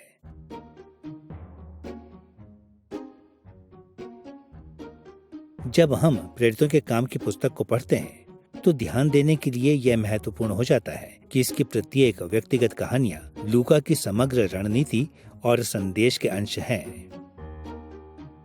प्रत्येक किसी न किसी तरीके से उसके द्वारा थियोफिलुस को मसीह में परमेश्वर के राज्य के सुसमाचार के बारे में शिक्षण के उसके समग्र मिशन के लिए कुछ न कुछ योगदान देती है। इस कारण यह बड़ा चित्र जब हम प्रेरितों के काम की पुस्तक को पढ़ते हैं तो इसके प्रत्येक प्रसंग के लिए पृष्ठभूमि और संदर्भ के रूप में काम करना चाहिए। परंतु इसका प्रत्येक प्रसंग भिन्न भी है। प्रत्येक के पास उसके छोटे अंश हैं, उसके छोटे विस्तार हैं जो सुसमाचार के माध्यम से मसीह में परमेश्वर के राज्य का निर्माण जारी रखने के लिए शिक्षा देते हैं। और इसका अर्थ यह है कि जब हम प्रेरितों के काम की पुस्तक को पढ़ते हैं तो हमें हमारे ध्यानाकर्षण को लूका के व्यापक उद्देश्य को किसी व्यक्तिगत दृष्टिकोण जिसे वह बता रहा था कि परछाई में नहीं आने देना चाहिए। हमें दोनों अर्थात बड़े और छोटे चित्र पर ध्यान देना चाहिए, यह समझते हुए कि इसका प्रत्येक प्रसंग कैसे विस्तृत उद्देश्य को योगदान देता है, परंतु यह भी इसका प्रत्येक प्रसंग कैसे उसके उद्देश्य के व्याख्या की परिभाषा में सहायता करता है। चयनात्मक और प्रासंगिक होने के साथ साथ प्रेरितों के काम की पुस्तक की कहानी का ढांचा भी इस तरह से अस्पष्ट है कि इसकी शैली बहुत ज्यादा शिक्षाओं को संप्रेषित करती है।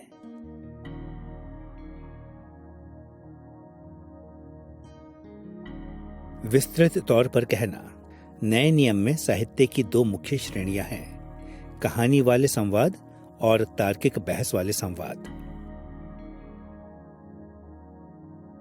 तार्किक बहस वाले संवाद ऐसा साहित्य है जो कि एक तरह से एक बातचीत को प्रस्तुत करते हैं, जैसा कि जब एक पुस्तक में एक पात्र ही बोल रहा है या जब एक लेखक पाठकों से सीधे बात करता है।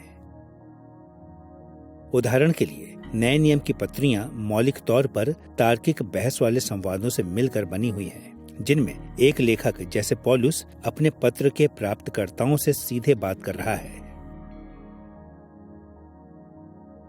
इसमें कोई संदेह नहीं है कि कुछ पत्रियों में कथा के टुकड़ों को शामिल किया गया है और हम यहाँ तक कि कभी-कभी गीत या कहावतों को इसमें पाते हैं, परंतु वे अधिकतर तार्किक बहस वाले संवादों से मिलकर बनी हुई हैं। और मुख्य बात जो हम यहाँ तक तार्किक बहस के संवादों के बारे में कहना चाहते हैं वह यह है कि यह सीधे और स्पष्ट रूप से अपनी अधिकतर शिक्षाओं को संप्रेषित करती है। जब पौलुस ने उसके पाठकों को एक पत्र लिखा तो उसने उन्हें सोचने या कुछ करने के लिए लिखा। उसने उन्हें सीधे ही लिखा कि वह उनसे क्या चाहता था। दूसरी तरफ कहानी वाले संवाद चारों सुसमाचारों के साहित्य में प्रबल श्रेणी वाले हैं और इनकी ज्यादा महत्वपूर्ण प्रेरितों के काम की पुस्तक के इन अध्यायों के लिए है। कहानी वाले संवाद ऐसा साहित्य है जो हमें एक कहानी के बारे में बताते हैं और इसकी शिक्षा को कम सीधे तरीके से प्रदान करते हैं। यह सुनिश्चित है कि तार्किक बहस वाले संवाद इन पुस्तकों में भी प्रकट होता है, मुख्य रूप से कुछ पात्रों के भाषणों में, परंतु सुसमाचारों और प्रेरितों के काम की पुस्तक का साहित्य प्रबलता से कहानी वाले संवाद वाला है और तार्किक बहस वाले संवादों की तरह नहीं, जिनका झुकाव बातों को स्पष्ट तौर पर शिक्षण देने का है। कहानी वाले संवादों का झुकाव अस्पष्ट बातों को शिक्षण देना है, जो कि पढ़ने वालों को स्वयं ही अपने लिए सबको प्राप्त करने देते हैं। कहानी वाले संवाद पाठकों को सीधे निर्देश नहीं देते हैं, परंतु वे अधिक चतुराई वाले तरीकों से सिखाते हैं। उनका निर्माण इसलिए किया गया है ताकि पाठक पात्रों के शब्दों, कार्यों और व्यवहारों से अपने लिए सबकों को उनसे सीखने के द्वारा अपने लिए से अपनाते हैं, जो कि परमेश्वर को प्रसन्न करते हैं, और उनसे दूर रहते हुए जो कि परमेश्वर की इच्छा के विपरीत हैं। इसके बारे में इस तरह से सोचें। अधिकतर अंशों में प्रेरितों के काम में दी हुई कहानियां मात्र कहे हुए तथ्यों के रूप में प्रकट होती हैं। ऐसा हुआ, वैसा हुआ, फिर कुछ और घटित हो गया। सतही तौर पर यह घटनाओं का एक विवरण देने जैसा प्रदर्शित होता है।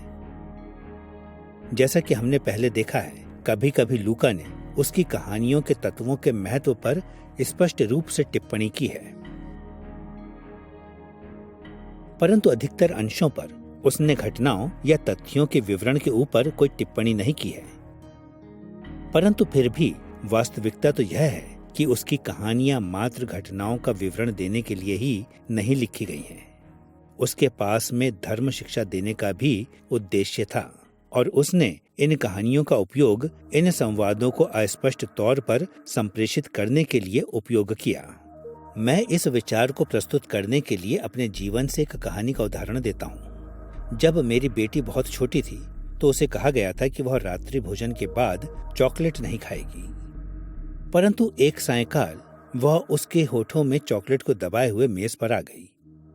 मैंने उससे पूछा कि क्या उसने चॉकलेट खाई थी, और उसने बड़ी आंखें निकालते हुए इनकार करते हुए उत्तर दिया कि मैंने कोई चॉकलेट नहीं खाई पिताजी। पिता होने के नाते मेरे पास इस तरह की परिस्थिति से निपटने के लिए दो तरह के तरीके थे। मैं इस विषय पर सीधे और स्पष्ट तरीके से तार्किक बहस वाले संवाद के साथ बात कर सकता था। मैं उसे ऐसा कह सकता था कि तुम मुझसे सच नहीं कह रही हो, मैं तुम्हारे मुंह में चॉकलेट को देख सकता हूं, तुम अब परेशानी में हो। परंतु मेरे पास कहानी वाले संवाद का विकल्प भी था, वह जो ज्यादा अप्रत्यक्ष और अस्पष्ट तरीका था। मैं अपनी छोटी बेटी को अपनी गोदी में उठा लेता हूं और उससे कहता कि मैं तुम्हें एक कहानी सुनाना चाहता हूं। एक बार की बात है कि एक छोटी लड़की थी जिससे कहा गया था कि वह अपनी सबसे उत्तम पोशाक में ना खेले, परंतु वह फिर भी अपनी सबसे उत्तम पोशाक में खेलती है और बहुत ज्यादा गंदी हो जाती है। तुम उस छोटी लड़की के व्यवहार के बारे में क्या सोचती हो? इस जैसी एक कहानी वाले संवाद की अलंकारिक रणनीति मौलिक रूप से अस्पष्ट स्तर पर कार्य करती है। यह बच्चे को आश्चर्यचकित होने के लिए निमंत्रण देती है। क्या यह उस छोटी लड़की के लिए बुरा नहीं था क्योंकि उसने आज्ञा पालन नहीं किया? कहानी की सुंदरता और सामर्थ्य यह है कि यह इस तरह के संवादों को अस्पष्ट तरीके से संप्रेषित करते हैं। यदि यह चतुराई से भरे हुए हैं तो यह कहानी में सुनने वाले को कहानी की परिस्थितियों में सम्मिलित करते हैं। वह व्यक्तिगत तौर पर इसमें सम्मिलित इस तरीके से हो जाता है कि सुनने वाला अपने आप का बचाव करने में कोई सहायता नहीं पाता है। यह सुनने वाले को ज्यादा शिक्षा लेने की अनुमति देता है। प्रेरितों के काम की पुस्तक के 70% साहित्य को कहानी के रूप में प्रकट किया गया है। पुस्तक के बहुमत साहित्य के लिए आवश्यक तौर पर इसके पाठकों को कह रहा था कि मैं तुम्हें आरंभ की कलीसिया में परमेश्वर के कार्य के लिए एक कहानी बताना चाहता हूँ। इसमें कोई संदेह नहीं है कि जिस कहानी को उसने बताया वह निश्चित ही सच्ची थी। उसने उन्हें तथ्यात्मक इतिहास के संसार में प्रवेश करने के लिए आमंत्रित किया, परंतु इसने इस इतिहास को एक कहानी के ढांचे में प्रस्तुत किया क्योंकि वह चाहता था कि उसके पाठक वर्णन किए हुए तथ्यों से सारांशों को प्राप्त कर लें। इसलिए जैसा कि हम प्रेरितों के काम की पुस्तक को पढ़ते हैं तो हमारे लिए यह महत्वपूर्ण हो जाता है कि हम इसकी अस्पष्ट शिक्षाओं की खोज करें। इसमें कोई संदेह नहीं है कि मूल्यांकन और हमारे जीवन में बाइबल की किसी भी कहानी को लागू करने के लिए मुख्य तरीकों में से एक यह देखना है कि कैसे परमेश्वर उन व्यवहारों के प्रति अपनी प्रतिक्रिया देता है जो कि घटित हो रही है। इन सबों से भी ऊपर उसके शब्द और कार्य बिल्कुल ही अचूक हैं।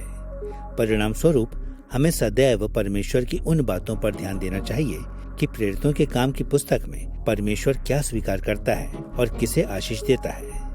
इसी के साथ उन बातों को जिन्हें वह अस्वीकार करता या श्राप देता है। जिसे भी परमेश्वर आशीषित करता है वह अच्छा होना चाहिए, और जिसे भी वह अस्वीकार करता या श्रापित करता है उसे बुरा ही होना चाहिए। जब हम प्रेरितों के काम की पुस्तक को पढ़ते हैं तो हमें उन विश्वासों, आचरणों और व्यवहारों का अनुकरण करने की चेष्टा करनी चाहिए जो परमेश्वर को प्रसन्न करते हैं, और उनसे बचना चाहिए जो उसका विरोध करती हैं। इसके अलावा क्योंकि लूका आरंभ की कलीसिया के मुख्य अगुवों के दृष्टिकोणों के ऊपर बहुत ज्यादा निर्भर रहा, लूका की अस्पष्ट शिक्षा को देखने का एक और विश्वसनीय तरीका हमारे लिए यह है कि हम लूका के द्वारा प्रदान किए गए उदाहरणों का अवलोकन करें। जब विश्वास योग्य लोग जैसे कि प्रेरित, भविष्यवक्ता और कलीसिया के अन्य सम्मानित अगुवे ने कुछ किया या कुछ कहा तो हम सामान्य तौर पर यह अनुमान निकालते हैं कि हमें इनके प्रति सहानुभूति रखने के लिए बुलाहट दी गई है। उनके कार्य उपयुक्त थे और उनकी गवाही सच्ची थी। परिणाम स्वरूप इस बुलाहट के लिए हमारे हृदयों में प्रतिक्रिया होनी चाहिए और हमारे अपने व्यवहार और विचार उनके नमूने का अनुकरण करने चाहिए। और इसके उल्टा भी सत्य है। जब प्रेरितों के काम की पुस्तक में प्रेरितों या कलीसिया के द्वारा पात्रों की निंदा हो रही है, तो हम अनुमान लगा सकते हैं कि उनके कार्य बुरे थे और यह कि हमें उनके नमूने का अनुसरण नहीं करना चाहिए। अब इसका अर्थ यह नहीं है कि यही प्रेरितों के काम में निहितार्थ श्रेणी है जिसे लूका ने लिखा है, परंतु वे आधुनिक पाठकों को अपेक्षाकृत बाइबल की कहानियों से कैसे उचित अनुमानों को प्राप्त करते हुए शिक्षा प्राप्त करने के लिए ठोस तौर पर पैर जमाने के लिए जमीन को प्रदान करते हैं।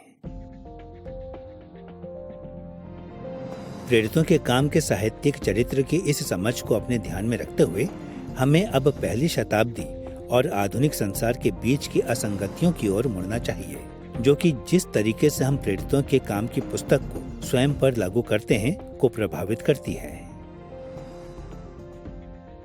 हमें सदैव यह स्मरण रखना चाहिए कि यद्यपि बाइबल को हमारे लिए लिखा गया, तो भी यह सीधे हमारे लिए नहीं लिखी गई थी। हम स्पष्ट तौर पर यह जानते हैं कि इसके वास्तविक प्राप्तकर्ता थियोफिलस और पहली शताब्दी के लोग थे।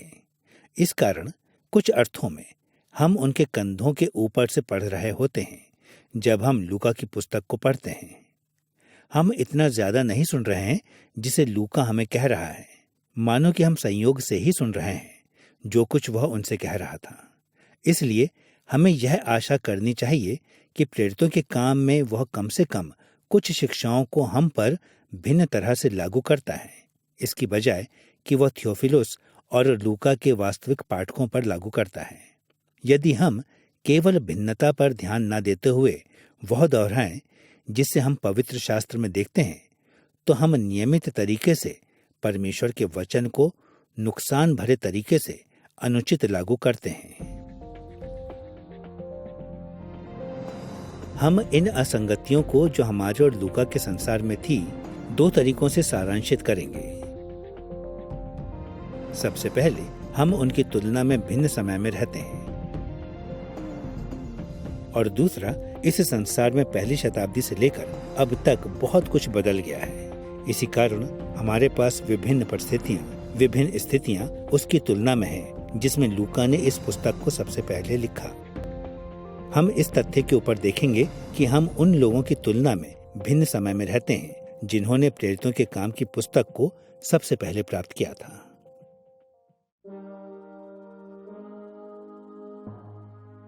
उदाहरण के लिए यह हमारे लिए महत्वपूर्ण है कि हम यह स्मरण रखें कि प्रेरितों के काम की पुस्तक प्रेरितों के ऊपर केंद्रित है, जो कि पहली शताब्दी में वही मसीह के लिए आधिकारिक गवाह थे। परमेश्वर की बहुत सी गतिविधियां प्रेरितों के माध्यम से छुटकारे के इतिहास में उस समय और स्थान में विशेष तौर पर पूरी की गईं। वे मूलभूत और मौलिक उपलब्धियां थीं जिन्हें पुनः नहीं दोहराया जा सकता है। बस केवल एक उदाहरण के रूप में प्रेरितों का मात्र अस्तित्व ही अद्वितीय था।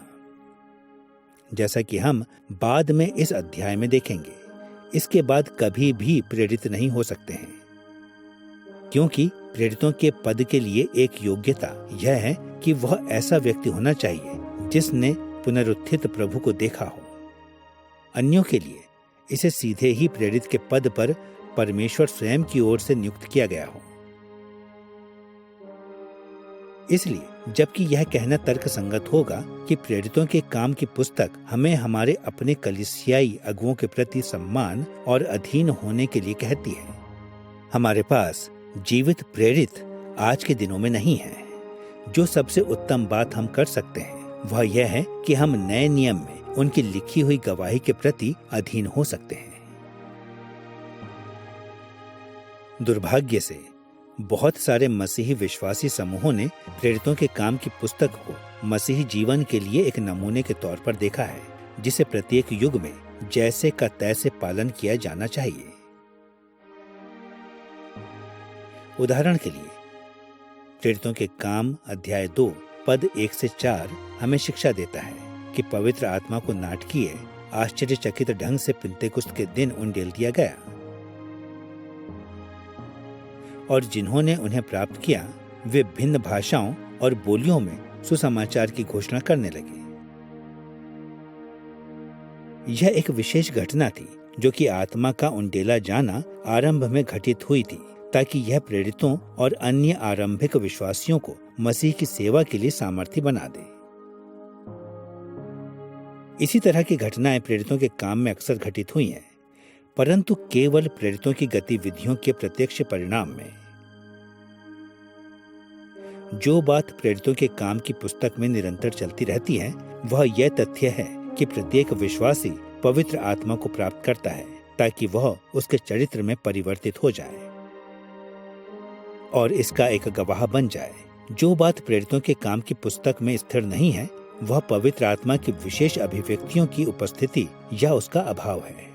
परंतु तिस पर भी कलीसिया की कुछ शाखाएं इस बात पर जोर देती हैं कि यहाँ तक आज के समय में भी एक अलग तरह से पवित्र आत्मा से भरना होता है जो कि सदैव सुसमाचार की घोषणा के साथ अभिव्यक्त अन्य भाषाओं या बोलियों में प्रकट होना चाहिए। जब सही अर्थों वाले मसीही विश्वासी पहली शताब्दी और आज के दिनों में इन असंगतियों को ध्यान में रखने में असफल हो जाते हैं तो वे अक्सर अनुचित तरीकों से प्रेरितों के काम की शिक्षाओं को लागू करने का प्रयास करते हैं।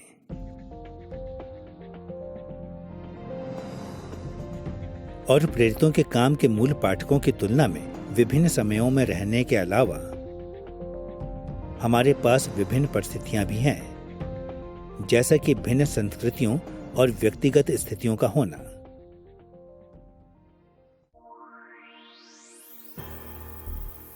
प्रेरितों के काम की पुस्तक में सारी घटनाएं पहली शताब्दी की ऐतिहासिक परिस्थितियों में घटित हुई। लूका के लेखन के कई पहलू इन ऐतिहासिक और सांस्कृतिक परिस्थितियों के परिवर्तनों पर आधारित हैं।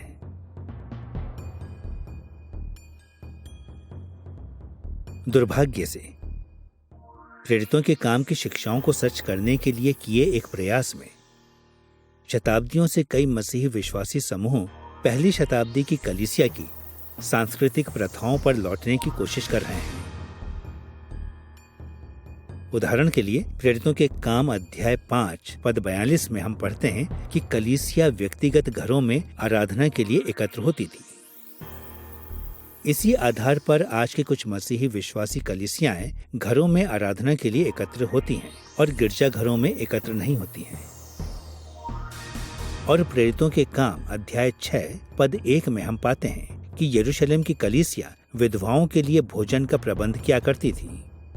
परिणाम स्वरूप कुछ मसीही विश्वासी कलीसियाएं आज यह हट करती हैं कि प्रत्येक कलीसिया में उनकी सेवकाई के एक खंड में विधवाओं के लिए एक खाद्य सेवा होना चाहिए। अब इसमें कोई संदेह नहीं है कि आज के समय घरों में आराधना के लिए एकत्र होना या विधवाओं के लिए भोजन की सेवा में स्वाभाविक तौर पर कुछ भी गलत नहीं है, परंतु हमें इन प्रथाओं को पहली शताब्दी की कलीसिया की परिस्थितियों को ध्यान में रखते हुए स्वीकार करना चाहिए।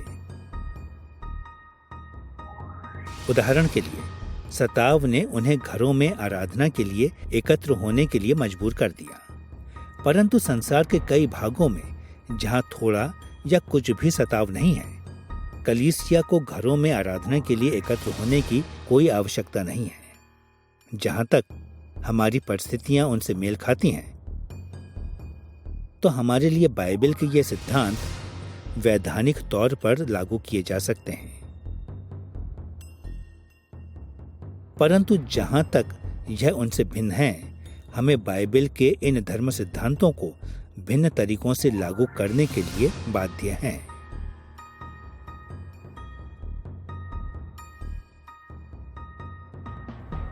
सच्चाई तो यह है कि हम अक्सर प्रेरितों के काम की पुस्तक में यहाँ तक कि एक ही सिद्धांत को भिन्न तरह से लागू किए जाने के बारे में पाते हैं।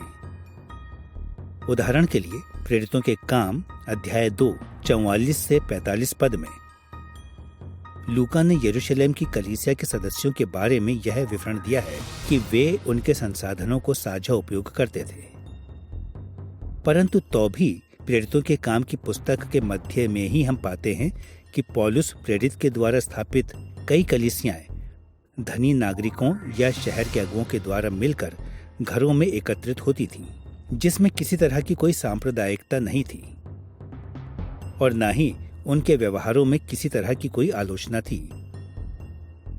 आरंभ से ही कलीसिया ने यह स्वीकार कर लिया था कि बाइबल के उन्हीं धर्म सिद्धांतों को उस तरह से लागू किया जाना चाहिए जो कि वर्तमान की परिस्थितियों पर सही तरीके से लागू होते हों। हमें केवल नकल मात्र के लिए दायित्वपूर्ण सबक के लिए एक विकल्प के तौर पर समझौता नहीं करना चाहिए।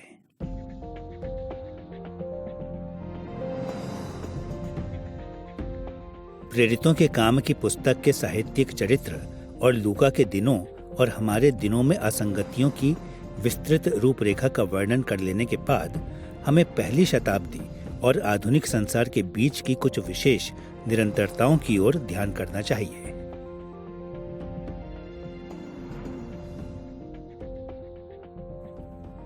हम दोनों समय को विश्वासियों के बीच की निरंतरताओं को यह कहते हुए सारांशित कर सकते हैं कि हमारे पास एक ही त्रिएक परमेश्वर है जो कि पिता, पुत्र और पवित्र आत्मा में विद्यमान है।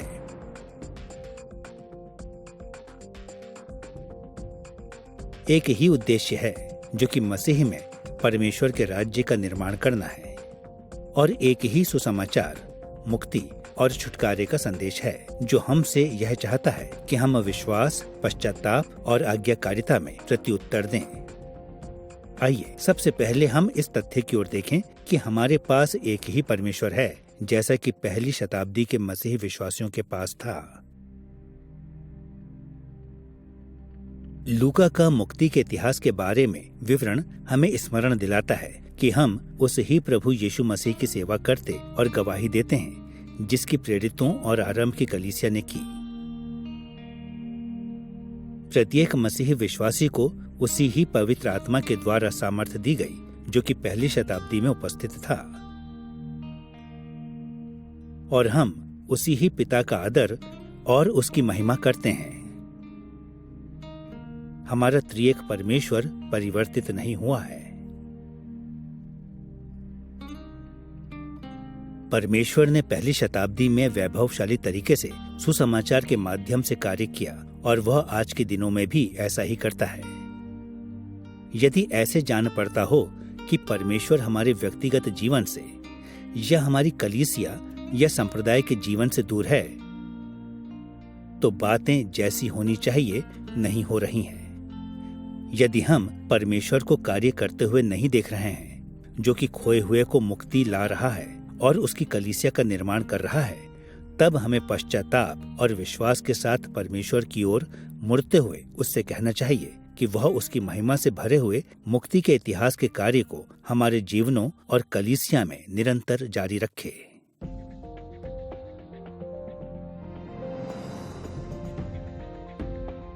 एक ही परमेश्वर होने के अलावा मसीही विश्वासियों के पास आज एक ही उद्देश्य है जो कि प्रेरितों के काम की पुस्तक में कलीसिया में पाया जाता है।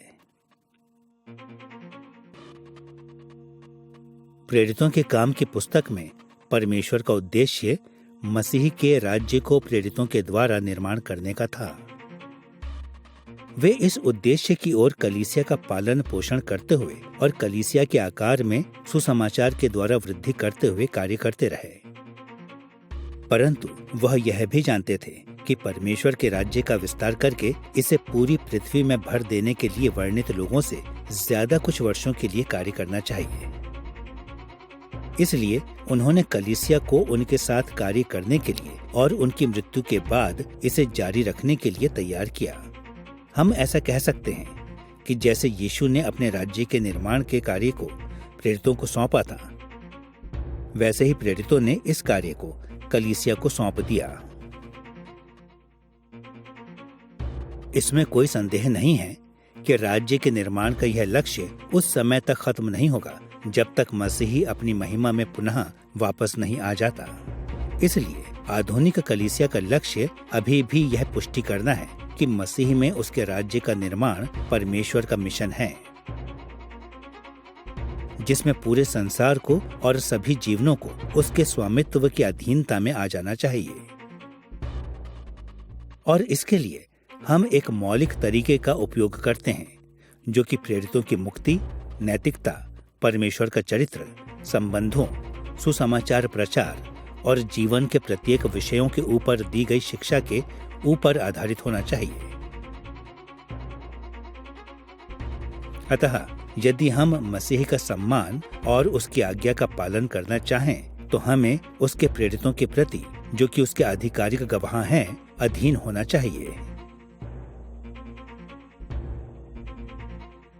उदाहरण के लिए लूका ने सावधानी से उन विभिन्न तरीकों का विवरण दिया है जिसमें प्रेरितों ने भिन्न संस्कृतियों और परिस्थितियों में उसके राज्य का विस्तार किया, और उनके नमूने का अनुकरण करते हुए हम हमारे आज के दिनों में राज्य के लक्ष्य को उन्हीं तरीकों को उपयोग करते हुए आगे बढ़ा सकते हैं। ठीक है, हमें आधुनिक और प्राचीन संसार के बीच की असंगतियों के प्रकाश में समायोजन करने की आवश्यकता है, परंतु क्योंकि हम स्वयं की कार्यसूची आगे बढ़ाने के बजाय परमेश्वर के घोषित मिशन को आगे बढ़ाते हैं, इसलिए इनके पीछे दिए हुए लक्ष्य और सिद्धांतों प्रत्येक पीढ़ी में एक जैसे ही रहते हैं।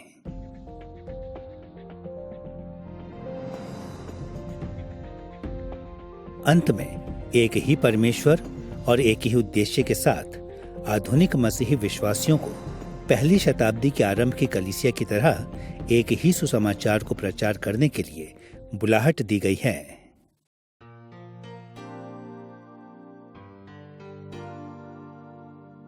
यह बात कोई अर्थ नहीं रखती है कि संसार कितना ज्यादा क्यों न परिवर्तित हो जाए, एक बात सदैव बनी रहती है, वह है मानवीय प्राणी जो परमेश्वर के विरुद्ध पाप से भरे हुए पतित हैं और उससे दूर हैं। उन्हें छुटकारे की सख्त आवश्यकता है।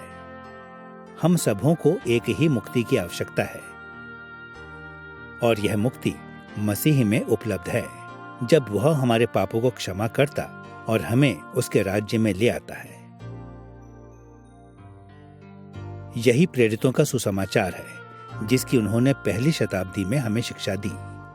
यही वह संदेश जिसको लूका ने प्रेरितों के काम की पुस्तक में घोषित किया, और यही वह सुसमाचार है जिसे हमें अपनाना चाहिए और आज के दिनों में इसके अधीन होना चाहिए।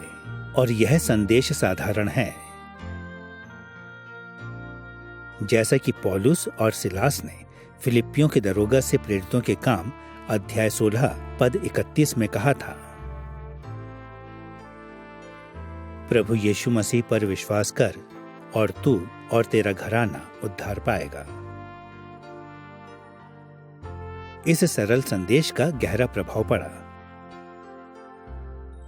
यह हमारे व्यक्तिगत और सामूहिक जीवनों के प्रत्येक पहलुओं को चुनौती देते हुए परिवर्तित करता है, ताकि हम इस संसार में उसके सुसमाचार के गवाह बन जाएं। यही सुसमाचार सभी स्थानों और सभी समयों में सभी लोगों के लिए एक ही जैसा रहा है। सभी लोगों को मसीह में भरोसा करने और उनके पाप से भरे हुए विद्रोह से पश्चाताप करने के लिए बुलाहट दी गई है। सभी लोगों को उसके स्वामित्व के अधीन होने के लिए और इसके राज्य के निर्माण के लिए बुलाया गया है। यह बुलाहट हमारे दिनों में प्रत्येक व्यक्ति के पास जानी चाहिए, बिल्कुल वैसे ही जैसे यह प्रेरितों के दिनों में पूरे संसार में घोषित की गई थी। यहूदी और अन्य जातियों, धनी और गरीब, पुरुष और स्त्री, सम्मानित और त्यागी हुए के लिए यह आज्ञाकारिता का आह्वान है। यह सभी तरह के अवरोधों और रुकावटों पर विजय को पाती है, क्योंकि यह राज्य करने वाले मसीह के शब्द हैं जिन्हें पवित्र आत्मा से सशक्त किया गया है, ताकि उसके पिता की महिमा हो। जैसा कि प्रेरितों के काम की पुस्तक हमें शिक्षा देती है, कोई भी जांच, कोई भी तनाव, कोई भी विरोध छुटकारे के विस्तार और विकास के विरोध में पर्याप्त रूप से शक्तिशाली नहीं है। इसीलिए आधुनिक विश्वासियों को प्रेरितों के सुसमाचार की पुष्टि करने और घोषित करने के लिए, प्रत्येक मसीह में विश्वास करने और उसकी आज्ञा पालन करने के लिए, और उन्हें परमेश्वर के राज्य में निष्ठावान नागरिक के रूप में सम्मिलित करने के लिए प्रामाणिक और साहसी होना चाहिए।